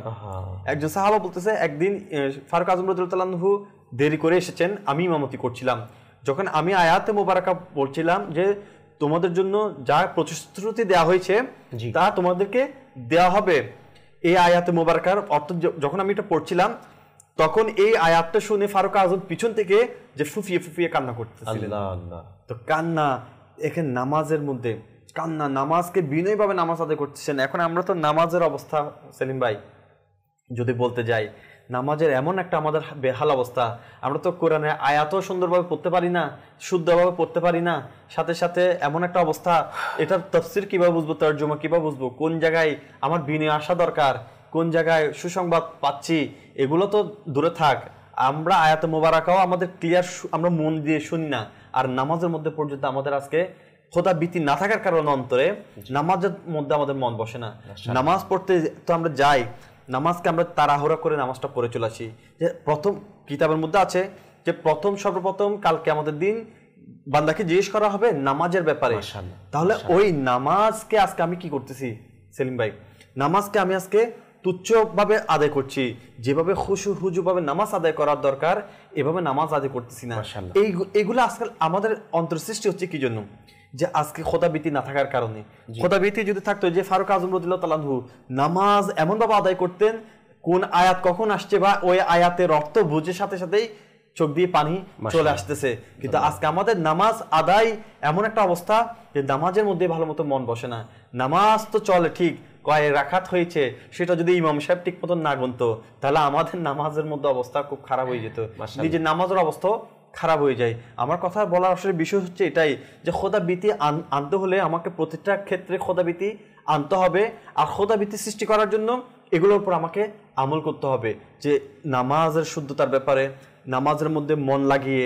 শুধু তা নয়, মানুষের হকের ব্যাপারও আলহামদুলিল্লাহ ফারুক আজম রাদিয়াল্লাহু তাআলা আনহু মানুষের হকের ব্যাপারও চিন্তা করেছেন। শুধু হক নয়, হক নিজের হকের ব্যাপারে, মানুষের হকের ব্যাপারে, এবং এই চিন্তাগুলো ওনার ছিল। যে ঈদের নামাজের ব্যাপারে আমরা সবাই শুনেছি যে আপনি কি করেন, একজন মুসল্লি দাঁড়িয়ে বলছেন যে আমাদের যা পোশাক পেয়েছি আমরা সেই পোশাক অনুযায়ী একটা ঈদের কাপড় আমাদের হয় না, কিন্তু আপনার কেমনি ঈদের কাপড় হয়ে গিয়েছে। জি, তো তখন বলতে লাগলো আমি আমার সন্তান তার হচ্ছে না, দোনোজনেরটা মিলে কি করেছি, আমি ঈদের কাপড় তৈরি করেছি। তো দেখেন কেমন তাকওয়া ছিল সেখানে। ঈদের কাপড় যে বন্টন করা হয়েছে, একজন ঈদের কাপড় না হওয়ার পরও তারা তাতে শুকরিয়া আদায় করেছেন। আর ফারুক আজম রাদিয়াল্লাহু তাআলা আনহুর ছেলে বাপের জন্য কিভাবে কি করেছেন, উৎসর্গ করেছেন, বাবাকে দিয়ে দিয়েছেন। তো চাইলে ফারুক আজম রাদিয়াল্লাহু তাআলা আনহু কি ছিলেন, আমিরুল মুমিনিন ছিলেন, উনি চাইলে তো দুটো কাপড় নিয়ে ফেলতে পারতো, কিন্তু খোদাভীতির কারণে যেভাবে প্রজাদেরকে বা তার শাসনাধীন যেভাবে দিয়েছে তিনিও ঠিক সেভাবে গ্রহণ করেছেন। মাশাআল্লাহ, চাইলে নিজে বেশি গ্রহণ করতে পারতেন, খোদাভীতি থাকার কারণে কিন্তু এমনটা করেন নাই। মাশাআল্লাহ। দর্শক আলহামদুলিল্লাহ, আমাদের মিরাজ ভাই অত্যন্ত সুন্দরভাবে আমাদেরকে চেষ্টা করেছেন বোঝানোর জন্য যে হযরত সাইয়েদনা ওমর ফারুক আজম রাদিয়াল্লাহু তাআলা আনহু এর অন্তরের মধ্যে খৌফে খুদা, খুদাভীতি কেমন ছিল। দেখুন, ওনার অন্তরের মধ্যে তো খুদাভীতি ছিল, যে আল্লাহ তাআলার ভয় ছিল, যে উনি যেটা সংক্ষিপ্ত অনেক একটি ঘটনা সংক্ষিপ্ত পরিসরে যিনি বর্ণনা করেছেন আমার মিরাজ ভাই। এখানে এই যে নবীগণ আলাইহিমুস সালাতু ওয়াস সালাম জাহান্নামের আওয়াজ শুনে যে হাঁটু গেড়ে ভর দিয়ে নিচে বসে গেছেন জমিনের মধ্যে, তো এটা শুধুমাত্র যে কিয়ামতের ময়দানে একটি অংশ বিশেষ ছিল। কারণ এরপরে আলহামদুলিল্লাহ সর্বপ্রথম তো সমস্ত নবীদের নবী মুহাম্মদ রাসূলুল্লাহ সাল্লাল্লাহু আলাইহি ওয়া আলিহি ওয়াসাল্লাম শাফাআত করবেন, সুপারিশ করবেন। এরপরে আস্তে আস্তে আদম আলাইহিস সালাতু ওয়াস সালাম থেকে শুরু করে হযরত সাইয়েদনা ঈসা রূহুল্লাহ পর্যন্ত সমস্ত নবীগণ শাফাআত করবেন নিজ নিজ উম্মতের জন্য, এবং সাহাবায়ে কেরাম আলাইহিম রিদওয়ানগণ শাফাআত করবেন, হাফেজে কোরআনগণ, শহীদগণ, আলেম দ্বীনগণ কি করবেন, শাফাআত করবেন। তো এইভাবে আমরা সেটা জানতে পারলাম। এখান থেকে যেটা আমাদের বোঝার বিষয় যে উমর ফারুক আজম রাদিয়াল্লাহু তাআলা আনহু নিজেও ভয় করেছেন, সাথে সাথে অন্যদেরকে দাওয়াত দিয়েছেন, আল্লাহ তাআলাকে নসিহত করেছেন ভয় করার জন্য। দর্শক শ্রোতা, আসুন আমরা যে উমর ফারুক আজম রাদিয়াল্লাহু তাআলা আনহু এর সংক্ষিপ্ত এই যে আলোচনার মাধ্যমে যা আমরা শ্রবণ করছি, এখান থেকে আমরা নিজেদের জীবনে বাস্তবায়ন করার জন্য নিয়ত করে নিই, চেষ্টা করি। কারণ আল্লাহ তাআলার ভয় হচ্ছে প্রকৃত ভয়। কারণ আল্লাহ তাআলা বলেছেন ওয়াখাফুনি ইন কুনতুম মুমিনিন, আল্লাহ তাআলাকে ভয় করো যদি তুমি ঈমান রাখো, ঈমানদার হও, মুসলমান হও। আমরা ঈমানদার আলহামদুলিল্লাহ, আমাদের আল্লাহ তাআলার প্রতি আমরা ঈমান এনেছি, আমরা মুসলমান। আর আমার আল্লাহ তাআলা বলছেন ভয় করার জন্য, ভয় রাখার জন্য। যদি আমি ঈমান রাখি, বিশ্বাস করি, সেই জন্য আমাদের অবশ্যই অবশ্যই আমাদের সৃষ্টিকর্তাকে আল্লাহ তাআলাকে ভয় করতে হবে। দর্শক শ্রোতা, যে আমরা যদি বা প্রকৃতপক্ষে আমরা ভয় করতাম, তাহলে আমরা নিজেকে প্রশ্ন করি, আমার দ্বারা কি গুনাহের কাজ হতো, নামাজ কাজা হতো, মা বাবার নাফরমানি করেই আমরা আল্লাহ তাআলাকে অসন্তুষ্টি করতাম, সুন্নাত বিরোধী কাজ করে রাসূল পাক সাল্লাল্লাহু আলাইহি ওয়াসাল্লাম এর আদর্শ বিরোধী কাজ করি কি আমরা আল্লাহ তাআলাকে অসন্তুষ্টি করতাম না। তা সেই জন্য আলহামদুলিল্লাহ আযজা ওয়া জাল আমার শেখ তরিকত আমির আহলে সুন্নাত দাওয়াত ইসলামের মাধ্যমে যে আল্লাহ তাআলার প্রকৃত ভয় যেন আমাদের অন্তরে চলে আসে, সেই শিক্ষা আমাদেরকে দিয়ে যাচ্ছে। আল্লাহ তাআলা আমাদেরকে তৌফিক দান করুক প্রকৃতপক্ষে আল্লাহ তাআলাকে ভয় করার ক্ষেত্রে। আসুন আমরা ফারুক ভাইয়ের কাছ থেকে আরো কিছু আলোচনা শ্রবণ করি আজকের বিষয় নিয়ে। জি ফারুক ভাই। জি, ফারুক আজম রাদিয়াল্লাহু তাআলার তাকওয়ার ব্যাপারে আমরা আলোচনা করছি। জি, ফারুক আজম রাদিয়াল্লাহু তাআলার তাকওয়া এমন ছিল যে অন্যান্য সাহাবায়ে কেরাম ফারুক আজম রাদিয়াল্লাহু তাআলার সঙ্গ এই জন্য অবলম্বন করতেন যে যাতে তারা ফারুক আজম রাদিয়াল্লাহু তাআলা আনহু থেকে ফরহেজগারিতা শিখতে পারে। মাশাআল্লাহ। কিতাবের মধ্যে বর্ণিত রয়েছে, তাবকাতুল কুবরা কিতাবের মধ্যে বর্ণিত রয়েছে, হযরত সাইয়্যিদুনা মিসওয়ার ইবনে মাখরামা রাদিয়াল্লাহু তাআলা আনহু থেকে বর্ণিত, তিনি ইরশাদ করেন, কুন্না নালজামু ওমর ইবনে খাত্তাব রাদিয়াল্লাহু তাআলা আনহু জি নাতাআল্লামু মিনহুল ওয়ারা। আমরা ওমর ইবনে খাত্তাব রাদিয়াল্লাহু তাআলা আনহুর সঙ্গ এই জন্য লাভ করতাম যে ওনার সাথে এই জন্য থাকতাম যাতে ওনার থেকে তাকওয়া শিখতে পারি। সুবহানাল্লাহ। তাহলে আমরা টিচারের কাছে শিখি, পারদর্শী টিচারের কাছ থেকে। কেউ যদি ম্যাথে ভালো তার থেকে শিখি, যার যে বিষয়ে পারদর্শী তার থেকে ওই বিষয়টা শিখি। জি। আর দেখুন সাহাবায়ে কেরাম যে ফারুক আজম রাদিয়াল্লাহু তাআলা আনহুর কাছে যেতেন যে যাতে মানে ফারুক আজম রাদিয়াল্লাহু তাআলা আনহু থেকে তাকওয়া শিখতে পারে। তো তিনি কেমন তাকওয়ার অধিকারী ছিলেন। মাশাআল্লাহ। নামাজে আমার মিরাজ ভাই বলছেন যে ফারুক আজম রাদিয়াল্লাহু তাআলা আনহু নামাজে কেমন কান্না করতেন, নামাজে কিরাতকে বাড়িয়ে দিতেন ফারুক আজম রাদিয়াল্লাহু তাআলা আনহু আল্লাহ তাআলার ভয়ে। জি। রিওয়ায়াতের মধ্যে আসছে হযরত সাইয়্যিদুনা আব্দুল্লাহ ইবনে শাদ্দাদ রাহমাতুল্লাহি আলাইহি বর্ণনা করেন জি যে আমি একবার ফারুক আজম রাদিয়াল্লাহু তাআলা আনহুর পিছনে ইক্তেদা করলাম। তা ছিল ফজরের নামাজ। আর তিনি সূরা ইউসুফ তিলাওয়াত করতে লাগলেন, শুরু করলেন। চলতে চলতে তিনি যখন এই আয়াতে মুবারাকা পর্যন্ত পৌঁছেছেন, ওয়াবিয়াদ্দাত আইনাহু মিনাল হুজনি ফাহুয়া কাযীব, যার অর্থ হচ্ছে তার চক্ষুদ্বয় কি হয়ে গেছে, মানে চিন্তার কারণে সাদা হয়ে গেছে। ফাহুয়া কাযীম, এবং তিনি কি হয়ে গেছে, মানে কি হয়েছে, ক্লিষ্ট হয়ে গেছেন, বা তিনি মানে একেবারে অস্থির হয়ে গেছে। এই আয়াত পর্যন্ত যখন পৌঁছেছেন তিনি কান্না শুরু করে দিলেন। জি, কান্না করতে করতে যখন কান্না থেমে গেল, কান্না চলে গেল, তখন তিনি তারপর রুকু করেছে। মাশাআল্লাহ, কেমন তাকওয়া ছিল।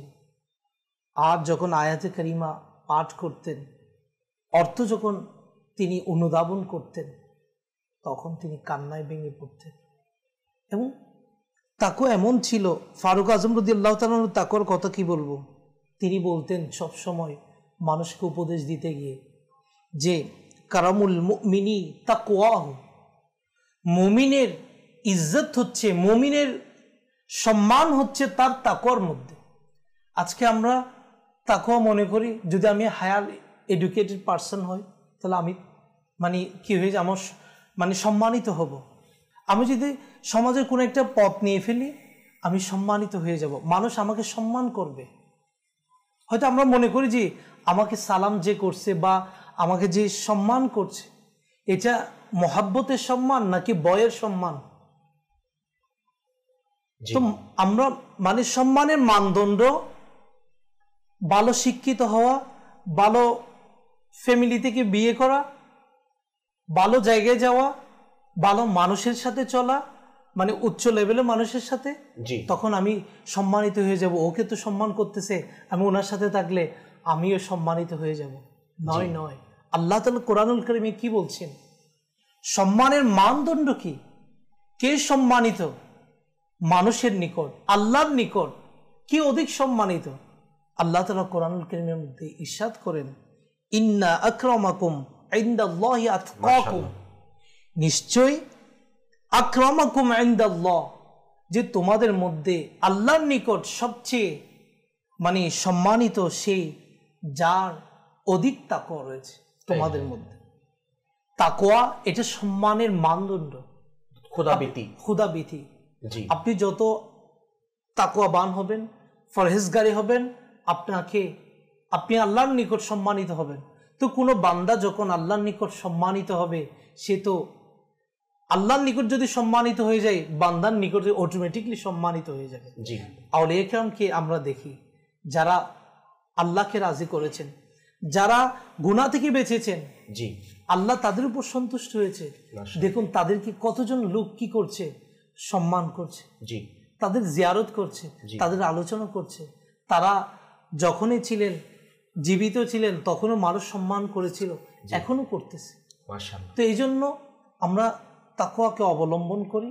যদি আমরা তাকওয়া অবলম্বন করি, ইনশাআল্লাহ আমরা দুনিয়াতেও সম্মানিত হব, আখিরাতেও লাঞ্ছিত হব না। মাশাআল্লাহ। দর্শক শ্রোতা, আলহামদুলিল্লাহ আমরা ফারুক ভাইয়ের কাছ থেকে এতক্ষণ পর্যন্ত তাকওয়া সম্পর্কে, খোদাভীতি সম্পর্কে চমৎকারভাবে সংক্ষিপ্ত পরিসরে আমরা আলোচনা শ্রবণ করছি। আমরা কিছু ফেসবুকের কমেন্টের দিকে যাব। অনেকে আমাদের সাথে অ্যাড আছেন। একজন ইসলামী বোন আমাদের জন্য দোয়া, আল্লাহ তাআলা শুকরিয়া আদায় করছেন, এবং সাথে সাথে আরেকটি পেজ থেকে আমাদের সাথে আমাদেরকে মুবারকবাদ জানাচ্ছেন। আপনাদেরকেও মুবারকবাদ জানাচ্ছি। অসংখ্য ইসলামী ভাই, ইসলামী বোনেরা আমাদের সাথে অ্যাড আছেন। যারা যারা অ্যাড আছেন, দেখছেন, মাদানী চ্যানেলের মাধ্যমে দেখছেন, সকলকে জানাই অনুষ্ঠানের পক্ষ থেকে আন্তরিক শুভেচ্ছা এবং মুবারকবাদ। যদি কোনো কল এসে থাকে আমাদেরকে কল চালিয়ে দিন। আমার নাম ইহসান আহমেদ সিফাত, আমি শ্রীমঙ্গল থেকে বলছি। আমি একটি নাচ শুনতে চাই, ভালোবাসি ভালোবাসি প্রিয় নবীকে। মাশাআল্লাহ, আমাদের অনুষ্ঠানের মধ্যে একজন মাদানী মুন্নি কল করেছেন শ্রীমঙ্গল থেকে। মাশাআল্লাহ, তার মানে বোঝা যাচ্ছে মাদানী চ্যানেল ওইখানেই চলে। মাশাআল্লাহ, আলহামদুলিল্লাহ। মাদানী চ্যানেল বাংলা এটা এমন একটি চ্যানেল যেটা পরিপূর্ণ 100% শরীরসম্মত একটি চ্যানেল। আমি অনুরোধ করব দর্শক শ্রোতাদেরকে নিজেও দেখুন, আপনার ফ্যামিলি মেম্বারদেরকে দেখান, সাথে সাথে আপনার আত্মীয় স্বজন যারা আছে তাদেরকে কল দেওয়ার মাধ্যমে মাদানী চ্যানেল দেখার অনুরোধ করুন। দর্শক শ্রোতা, আলহামদুলিল্লাহ আমরা আজকে বিষয় নিয়েছি যে উমর ফারুক আজম রাদিয়াল্লাহু তাআলা আনহুর খৌফে খুদা। দেখুন, উনারা তো ভাগ্যবান। উমর ফারুক আজম রাদিয়াল্লাহু তাআলা আনহু উনি ভাগ্যবান। কেমন? উনি দুনিয়াতে থাকা অবস্থায় জান্নাতের সুসংবাদ পেয়েছেন। দর্শক শ্রোতা, আমরা যদি একটু দেখি, আমরা প্র্যাকটিক্যাল বর্তমান সময়ের দিকে যদি দেখি, আমরা দুনিয়ার মধ্যে যাই কিছু করি, যেমন নামাজ বলেন, রোজা, হজ, যাকাত, যে নফল ইবাদত বলেন, এক কথা এভরিথিং যাই কিছু আমরা ইবাদত করি একটা উদ্দেশ্যে। সে উদ্দেশ্যে কি? আল্লাহ তাআলা দয়া হয়তো আমরা কোথায় যাব? জান্নাতের মধ্যে যাব। হ্যাঁ, এটাই তো আমাদের চাওয়া, আমাদের পাওয়া। কিন্তু উমর ফারুক আজম রাদিয়াল্লাহু তাআলা আনহু, যিনি দুনিয়া হায়াতে জিন্দেগির মধ্যে ছিলেন, বেঁচে ছিলেন, ওই অবস্থায় যিনি জান্নাতের মালিক, যিনি সমস্ত নবীদের নবী, রাসূল করিম রাউফুর রহিম সাল্লাল্লাহু আলাইহি ওয়া আলিহি ওয়াসাল্লাম জান্নাতের সুসংবাদ দিয়েছেন। এরপরও ওনার জীবনের প্রতিটা ক্ষেত্রে আপনি যদি দেখেন যে কিভাবে আল্লাহ তাআলাকে ভয় করতেন। দেখুন, যার অন্তরের মধ্যে প্রকৃতপক্ষে আল্লাহ তাআলার ভয় থাকবে, সে কখনো আল্লাহ তাআলার নাফরমানি করবে না, সে কখনো বান্দার হক নষ্ট করবে না, সে কখনো অপর মুসলমানের উপর জুলুম করবে না। আর আপনি ফারুক আজম রাদিয়াল্লাহু তাআলা আনহুর জীবনী দেখেন, উনি যে ওনার বাদশাহিত অর্থাৎ শাসনভার যতদিন ছিলেন, যে ন্যায় পরায়ণ অর্থাৎ ন্যায় নীতি প্রতিষ্ঠিত করেছেন, এবং সাথে সাথে ওনার আমলের মধ্যে, আখলাকের মধ্যে অসংখ্য রেওয়ায়েত এভাবে আসছে, যেমন যে ওনার জীবনের মধ্যে পাওয়া যায় উনি নাকি যখন আলাদা হতেন তখন যে আগুনের মধ্যে হাত দিতেন, হাত দিয়ে নিজেকে প্রশ্ন করতেন যে এই আগুন কি সহ্য করার ক্ষমতা কি তোমার আছে? তাহলে যদি দুনিয়ার আগুন যদি সহ্য করার ক্ষমতা আমার না থাকে, তাহলে ওই জাহান্নামের আগুন কিভাবে সহ্য করবে? দেখুন, যিনি জান্নাতের সুসংবাদ পেয়েছেন, নিশ্চিত জান্নাতি, কোন সন্দেহ ছাড়া জান্নাতি, ওই উমর ফারুক আজম রাদিয়াল্লাহু তাআলা আনহু দুনিয়ার আগুনের মধ্যে হাত দিয়ে নিজের নফসকে নিজেকে প্রশ্ন করতেন। দর্শক শ্রোতা, আজকেও আমরাও দেখি, যখন ছোট কিছু সিগারেট বলেন বা অল্প স্বল্প আগুন যদি গায়ে লেগে যায়, বা চুলার আগুনের একটু যে আভাস যদি লেগে যায়, তখন আমরা চিৎকার দিই। হ্যাঁ, আমাদের চোখের সামনে যে দুনিয়ার আগুন দুনিয়ার বস্তুকে মানে জ্বালিয়ে ছাই করে দেয়, অস্তিত্ব বিলীন করে দেয়।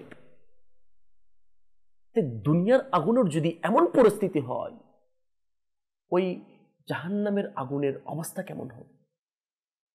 কিন্তু আফসোস, নিজেকে প্রশ্ন করি, এটা শত আফসোস, আজকে আমরা আমাদের মালিককে প্রকৃতপক্ষে ভয় করছি না। যদি সত্যিকার অর্থে যদি ভয় করতাম, তাহলে আপনার আমার মাধ্যমে যতই কিছু হোক, দুনিয়ার মানুষ যাই কিছু বলুক, আমরা আল্লাহ তাআলার নাফরমানি কখনো করতে পারতাম। জি হ্যাঁ, উমর ফারুক আজম রাদিয়াল্লাহু তাআলা আনহু, আজকে ওনাকে আমরা মোহাব্বত করে বিদায় কেন এই অনুষ্ঠান করছি, ওনার স্মরণ করছি, চর্চা করছি। দেখুন, উনি আল্লাহ তাআলাকে ভয় করতেন, জান্নাতের সুসংবাদ পেয়েছেন। উনি কি নামাজ ছেড়ে দিয়েছেন? নামাজকে কাজা করেছেন? রোজা ছেড়ে দিয়েছেন? কোরআন পাকের তিলাওয়াত করা ছেড়ে দিয়েছেন? যে ন্যায় নীতি প্রতিষ্ঠিত করা ছেড়ে দিয়েছেন? রাসূল পাক সাল্লাল্লাহু আলাইহি ওয়াসাল্লামের সুন্নতের উপর আমল করা ছেড়ে দিয়েছেন? রাসূল পাক সাল্লাল্লাহু আলাইহি ওয়াসাল্লামের আদর্শ থেকে এক পা পিছু হটেছেন? না, কখনো করেন নাই। এটা উমর ফারুক আজম রাদিয়াল্লাহু তাআলা আনহুর জীবনীর মাধ্যমে আমাদেরকে এটাই মেসেজ দিচ্ছে। দর্শক শ্রোতা, আজকের অনুষ্ঠান থেকে আমরা এই মেসেজটুকু নিয়ে যাই, যেহেতু আমার আল্লাহ তাআলা বলেছেন ওয়াখাফুনি ইন কুনতুম মুমিনিন, যদি আমরা আল্লাহ তাআলাকে ভয় করার জন্য বলেছেন কেন? যদি আমরা ঈমানদার হয়ে থাকি। আলহামদুলিল্লাহ, আমরা ঈমানদার, আমরা প্রকৃতপক্ষে আল্লাহ তাআলাকে ভয় করি। আল্লাহ তাআলা আমাদেরকে আল্লাহ তাআলাকে ভয় করার সেই তৌফিক আল্লাহ তাআলা আমাদেরকে দান করুক। আসুন আমরা নাত খা ইসলামের কাছ থেকে আরেকটি কালাম শ্রবণ করি, এরপর ইনশাআল্লাহ আজ্জা ওয়া জাল আজকের বিষয় নিয়ে মুবাল্লিগের কাছ থেকে ইনশাআল্লাহ আমাদের ফুল শ্রবণ করব। জি।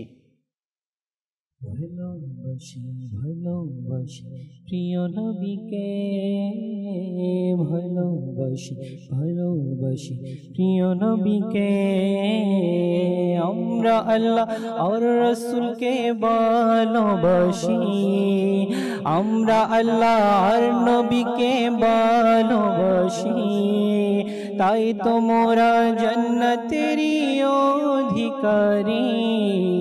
ভালোবাসি ভালোবাসি প্রিয় নবীকে, ভালোবাসি ভালোবাসি প্রিয় নবীকে।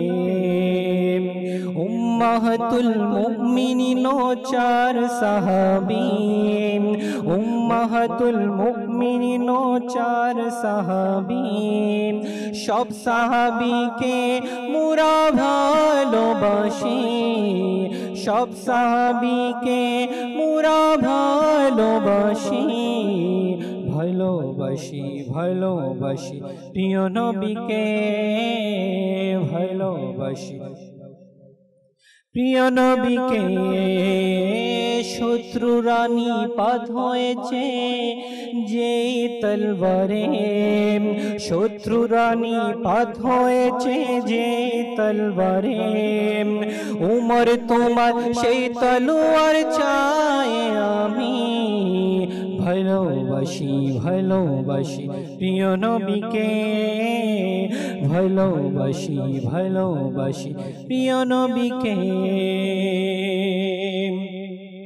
গৌস খাজা দাতা রহমত রসা, গৌস খাজা দাতা রহমত রসা, সকল বলিকে মোরা ভালোবাসি, সকল বলিকে মোরা ভালোবাসি, ভালোবাসি ভালোবাসি প্রিয় নবীকে, ভালোবাসি ভালোবাসি প্রিয় নবীকে, ভালোবাসি ভালোবাসি প্রিয় নবীকে।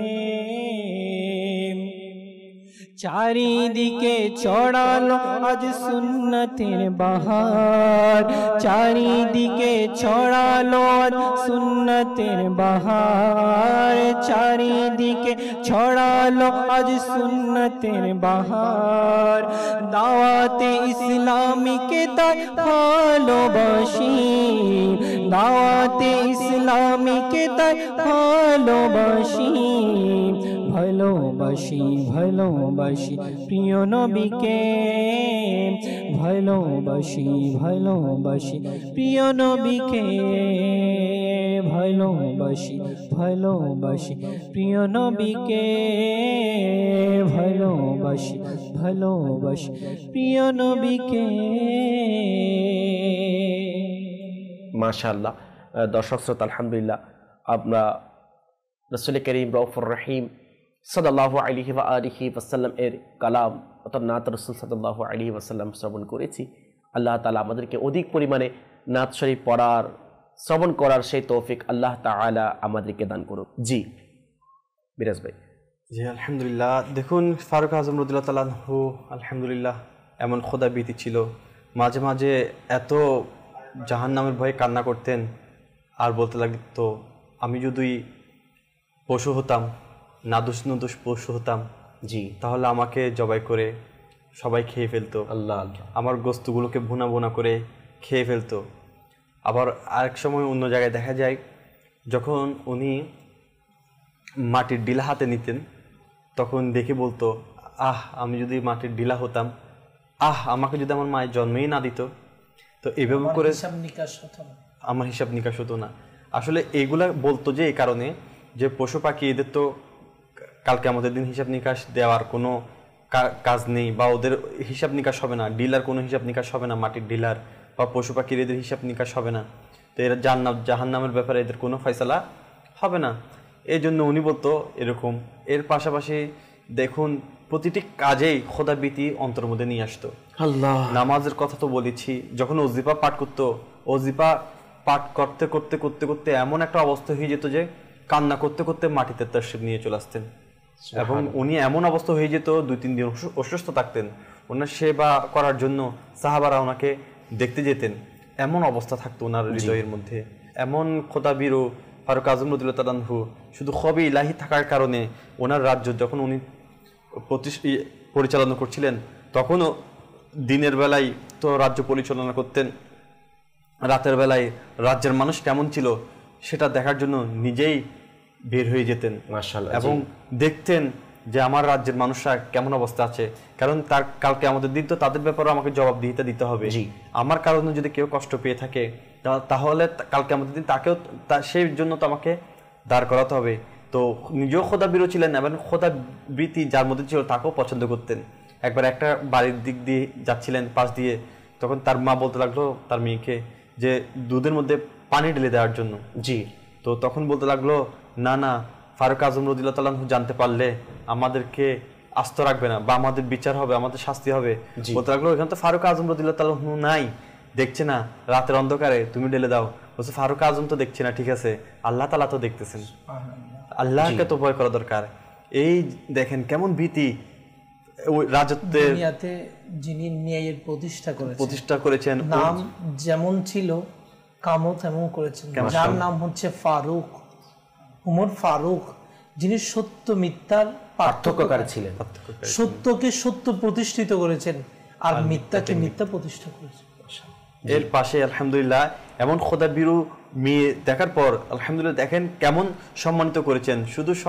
শুধু এটাকে খোদাবীরতির কারণে উনি এই মেয়ের যে এত খোদাবীতি ছিল যে ফারুক আজম না দেখলে কি হয়েছে এত রাত্রে কথা শুনে, আল্লাহ তাআলা তো দেখছেন। এই কথা শুনে এমন উনি ইন্সপায়ার হয়েছেন, উৎসাহ হয়েছেন যে নিজের শাহজাদার সাথে এই মেয়েকে নিকার মধ্যে আবদ্ধ করেছেন। তো দেখেন তা আজকে আমরা কি করছি, আমরা আজকে যার মধ্যে টাকা আছে তাকে শুধু নিকার মধ্যে আবদ্ধ করার জন্য চেষ্টা করি, তাকে আমরা যার অর্থ বেশি বা এখন যে যত বেশি চাকরির মধ্যে ইনকাম করতে পারবে, যা এই পদমর্যাদা যত বেশি, আমরা তাকে কি করি পুত্রবধূ বা মেয়ের জামাই হিসেবে ব্যবস্থা করে থাকি।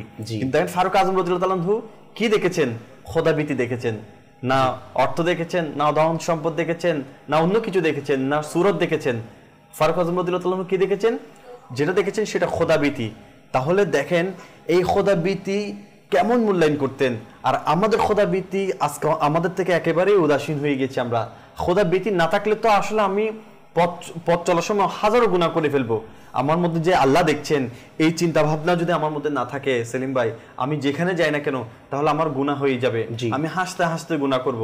আর আমার খোদা তাআলা আমাকে দেখছেন, এই চিন্তা ভাবনা যখনই আমার অন্তরে থাকবে এই মেয়েটির মতো অবস্থা হবে যে কেউ না দেখুক অন্ধকারে আল্লাহ তাআলা তো দেখছেন। তো তখন তো অন্ধকার ছিল না, এভাবে লাইটিং ছিল না, এভাবে অবস্থা ছিল।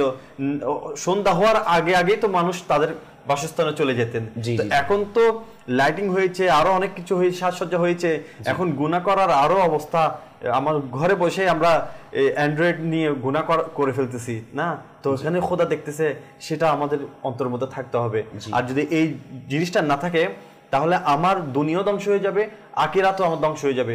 দুনিয়া কেমন ধ্বংস হয়ে যাবে, কোনো ব্যক্তি যখন গুনাহ করতে থাকে গুনাহ করতে করতে তার কলব এত মরিচা ধরে যায়, এত পাষাণ হয়ে যায়, সে অন্যের ভালো তো দেখতে পারে না, অন্যজন তো ভালোই করতে পারে না, তার উপরও দুনিয়াবি গজব নাজিল হয়। সে তার প্রতিটি কর্মের মধ্যেও দেখা যায় বরকত থাকে না। সে বরকতের, আমরা এখন বলি যে আমাদের অনেকে হুজুরকে এসে বলে যে আমার এখানে বরকত নাই, এটা বরকত নাই, ইনকাম করে আসি কোনো কিছুই করতে পারতেছি না, বরকত নাই। তো বরকত থাকবে কোথা থেকে? আজকে ইনকাম করার থেকে বেশি আমি সন্তুষ্ট কতটুকু হচ্ছি। আমি ইনকাম করছি ঠিক, কিন্তু আমার ইনকামের পাশাপাশি আমি ইনকাম করে এসে খোদা তাআলার শুকরিয়া আদায় না করে টিভি নিয়ে বসে গিয়েছি, আমি বিনোদন নিয়ে বসে গিয়েছি। যে আমার মাইন্ড ফ্রেশ করার জন্য আমি কি করেছি, অফিস থেকে এসে ড্রয়িং রুমে বসেছি, রিমোট হাত নিয়েছি, এবার আমি আমার ইচ্ছা মতো মিউজিক শুনছি, ইচ্ছা মতো বিনোদন করছি আমি। তাহলে এটা দিয়ে তো আমার খোদাবীর নয়, এটা তো আমি দুনিয়ার শয়তানকে খুশি করতেছি, আল্লাহ তাআলাকে নারাজ করতেছি। তোর ভাই, আমি আল্লাহকে নারাজ করে আল্লাহ তাআলার প্রতি ভয় প্রীতি না রেখে যদি আমি দুনিয়াতে চলি, দুনিয়া আমার ধ্বংস হয়ে যাবে, আখিরাত আমার ধ্বংস হয়ে যাবে। দর্শক শ্রোতা, আমরা মিরাজ ভাইয়ের কাছ থেকে খৌফে খোদা সম্পর্কে, আল্লাহ তাআলার ভীতি সম্পর্কে আমরা অত্যন্তভাবে সংক্ষিপ্ত পরিচালনা শ্রবণ করছি। দর্শক শ্রোতা, দেখুন, আল্লাহ তাআলার ভয় আমাদের অন্তরে না আসার অনেকগুলি কারণ। তার মধ্যে অন্যতম কারণ হচ্ছে দুনিয়ার ভালোবাসা। জি, দুনিয়ার ভালোবাসা। আজকে আমরা দুনিয়ার ভালোবাসায় পড়ে দুনিয়ার মধ্যে সাকসেসফুল হওয়ার জন্য, সফল কাম হওয়ার জন্য অনেক প্রচেষ্টা করছি, যে দুনিয়া হচ্ছে ক্ষণস্থায়ী, স্থায়ী না। এবং দুনিয়ার পরবর্তী যেটা সফর, সময় শুরু হবে, কবর জগৎ রয়েছে, এরপরে কিয়ামতের ময়দান সংগঠিত হবে, এরপরে হিসাব নিকাশ সবকিছু হবার পর যারা জান্নাতি তারা জান্নাতের মধ্যে চলে যাবে, যারা জাহান্নামী তারা জাহান্নামের মধ্যে চলে যাবে। এটাই সিস্টেম, এটাই পদ্ধতি। কিন্তু আজকে দুনিয়াকে প্রাধান্য দেওয়ার কারণে, দুনিয়ার ভালোবাসা, দুনিয়ার মধ্যে সফল কাম সাকসেসফুল হওয়ার জন্য আজকে আপনি আমি দুনিয়ার মধ্যে অনেক কিছু করছি। কিন্তু উমর ফারুক আজম রাদিয়াল্লাহু তাআলা আনহু কেমন খৌফে খোদার পরিপূর্ণ ছিলেন ওনার দিলের মধ্যে।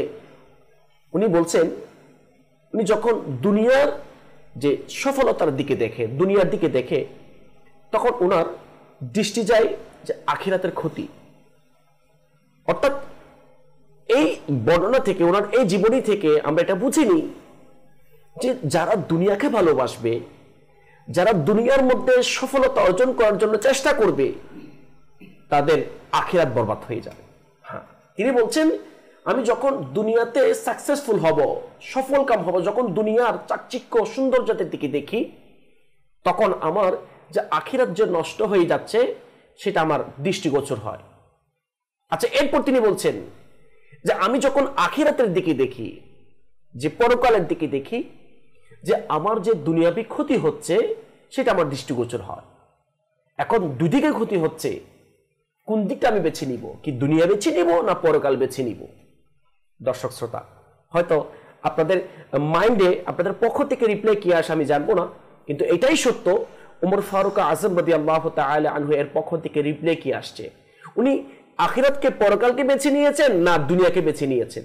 হ্যাঁ, কিতাবের মধ্যে আসছে, যখন এই পরিস্থিতির মধ্যে উনি পড়ে গেলেন, যে যখন দুনিয়ার দিকে দেখলেন তখন আখিরাতের ক্ষতির কথা দৃষ্টিগোচর হচ্ছে, আখিরাতের দিকে তখন দেখলেন, পরকালের দিকে যখন দেখলেন তখন দুনিয়ার ক্ষতি তিনি রাদিয়াল্লাহু তাআলা আনহুর দৃষ্টিগোচর হচ্ছেন। তখন ওই মুহূর্তে উমর ফারুক আজম রাদিয়াল্লাহু তাআলা আনহু নয়, উনি বললেন আখিরাতের নয়, বরঞ্চ দুনিয়ার ক্ষতিটা আমি সহ্য করব।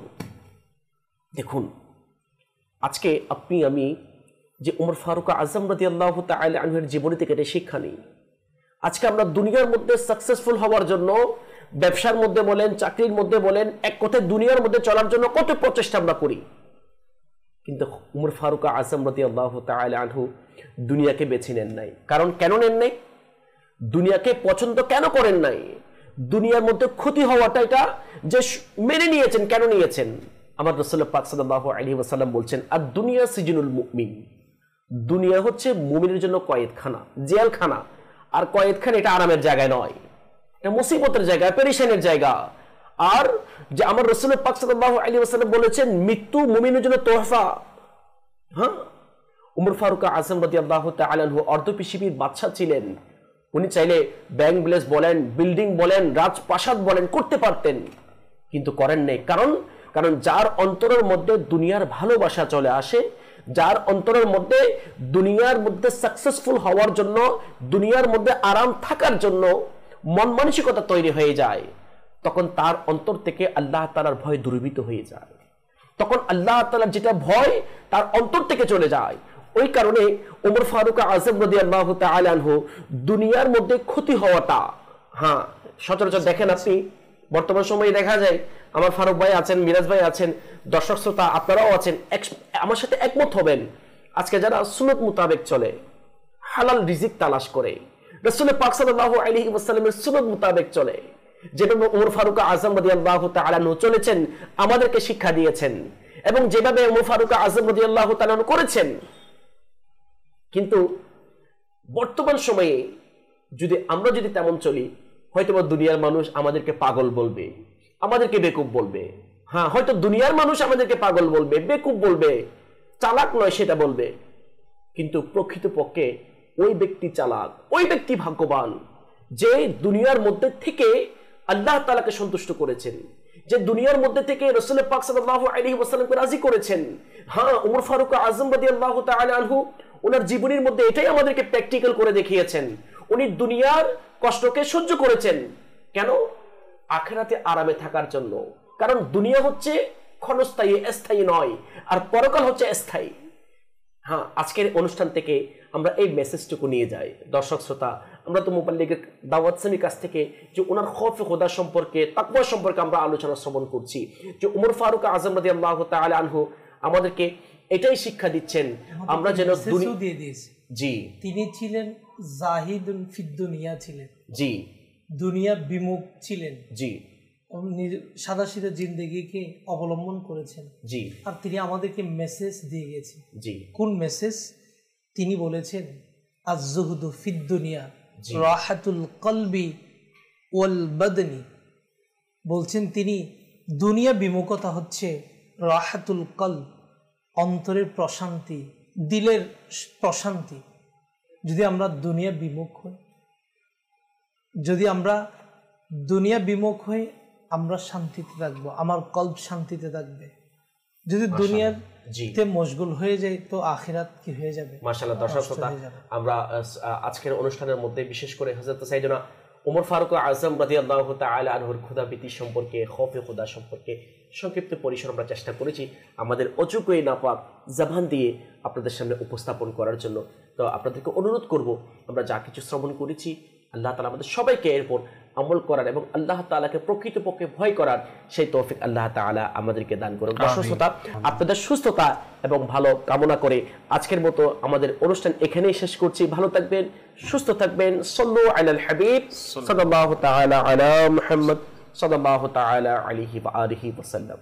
মোদের জান প্রাণ হতে প্রিয় সাহাবা, মোদের জান প্রাণ হতে প্রিয় সাহাবা, মোদের জান প্রাণ হতে প্রিয় সাহাবা, মোদের জান প্রাণ হতে প্রিয় সাহাবা।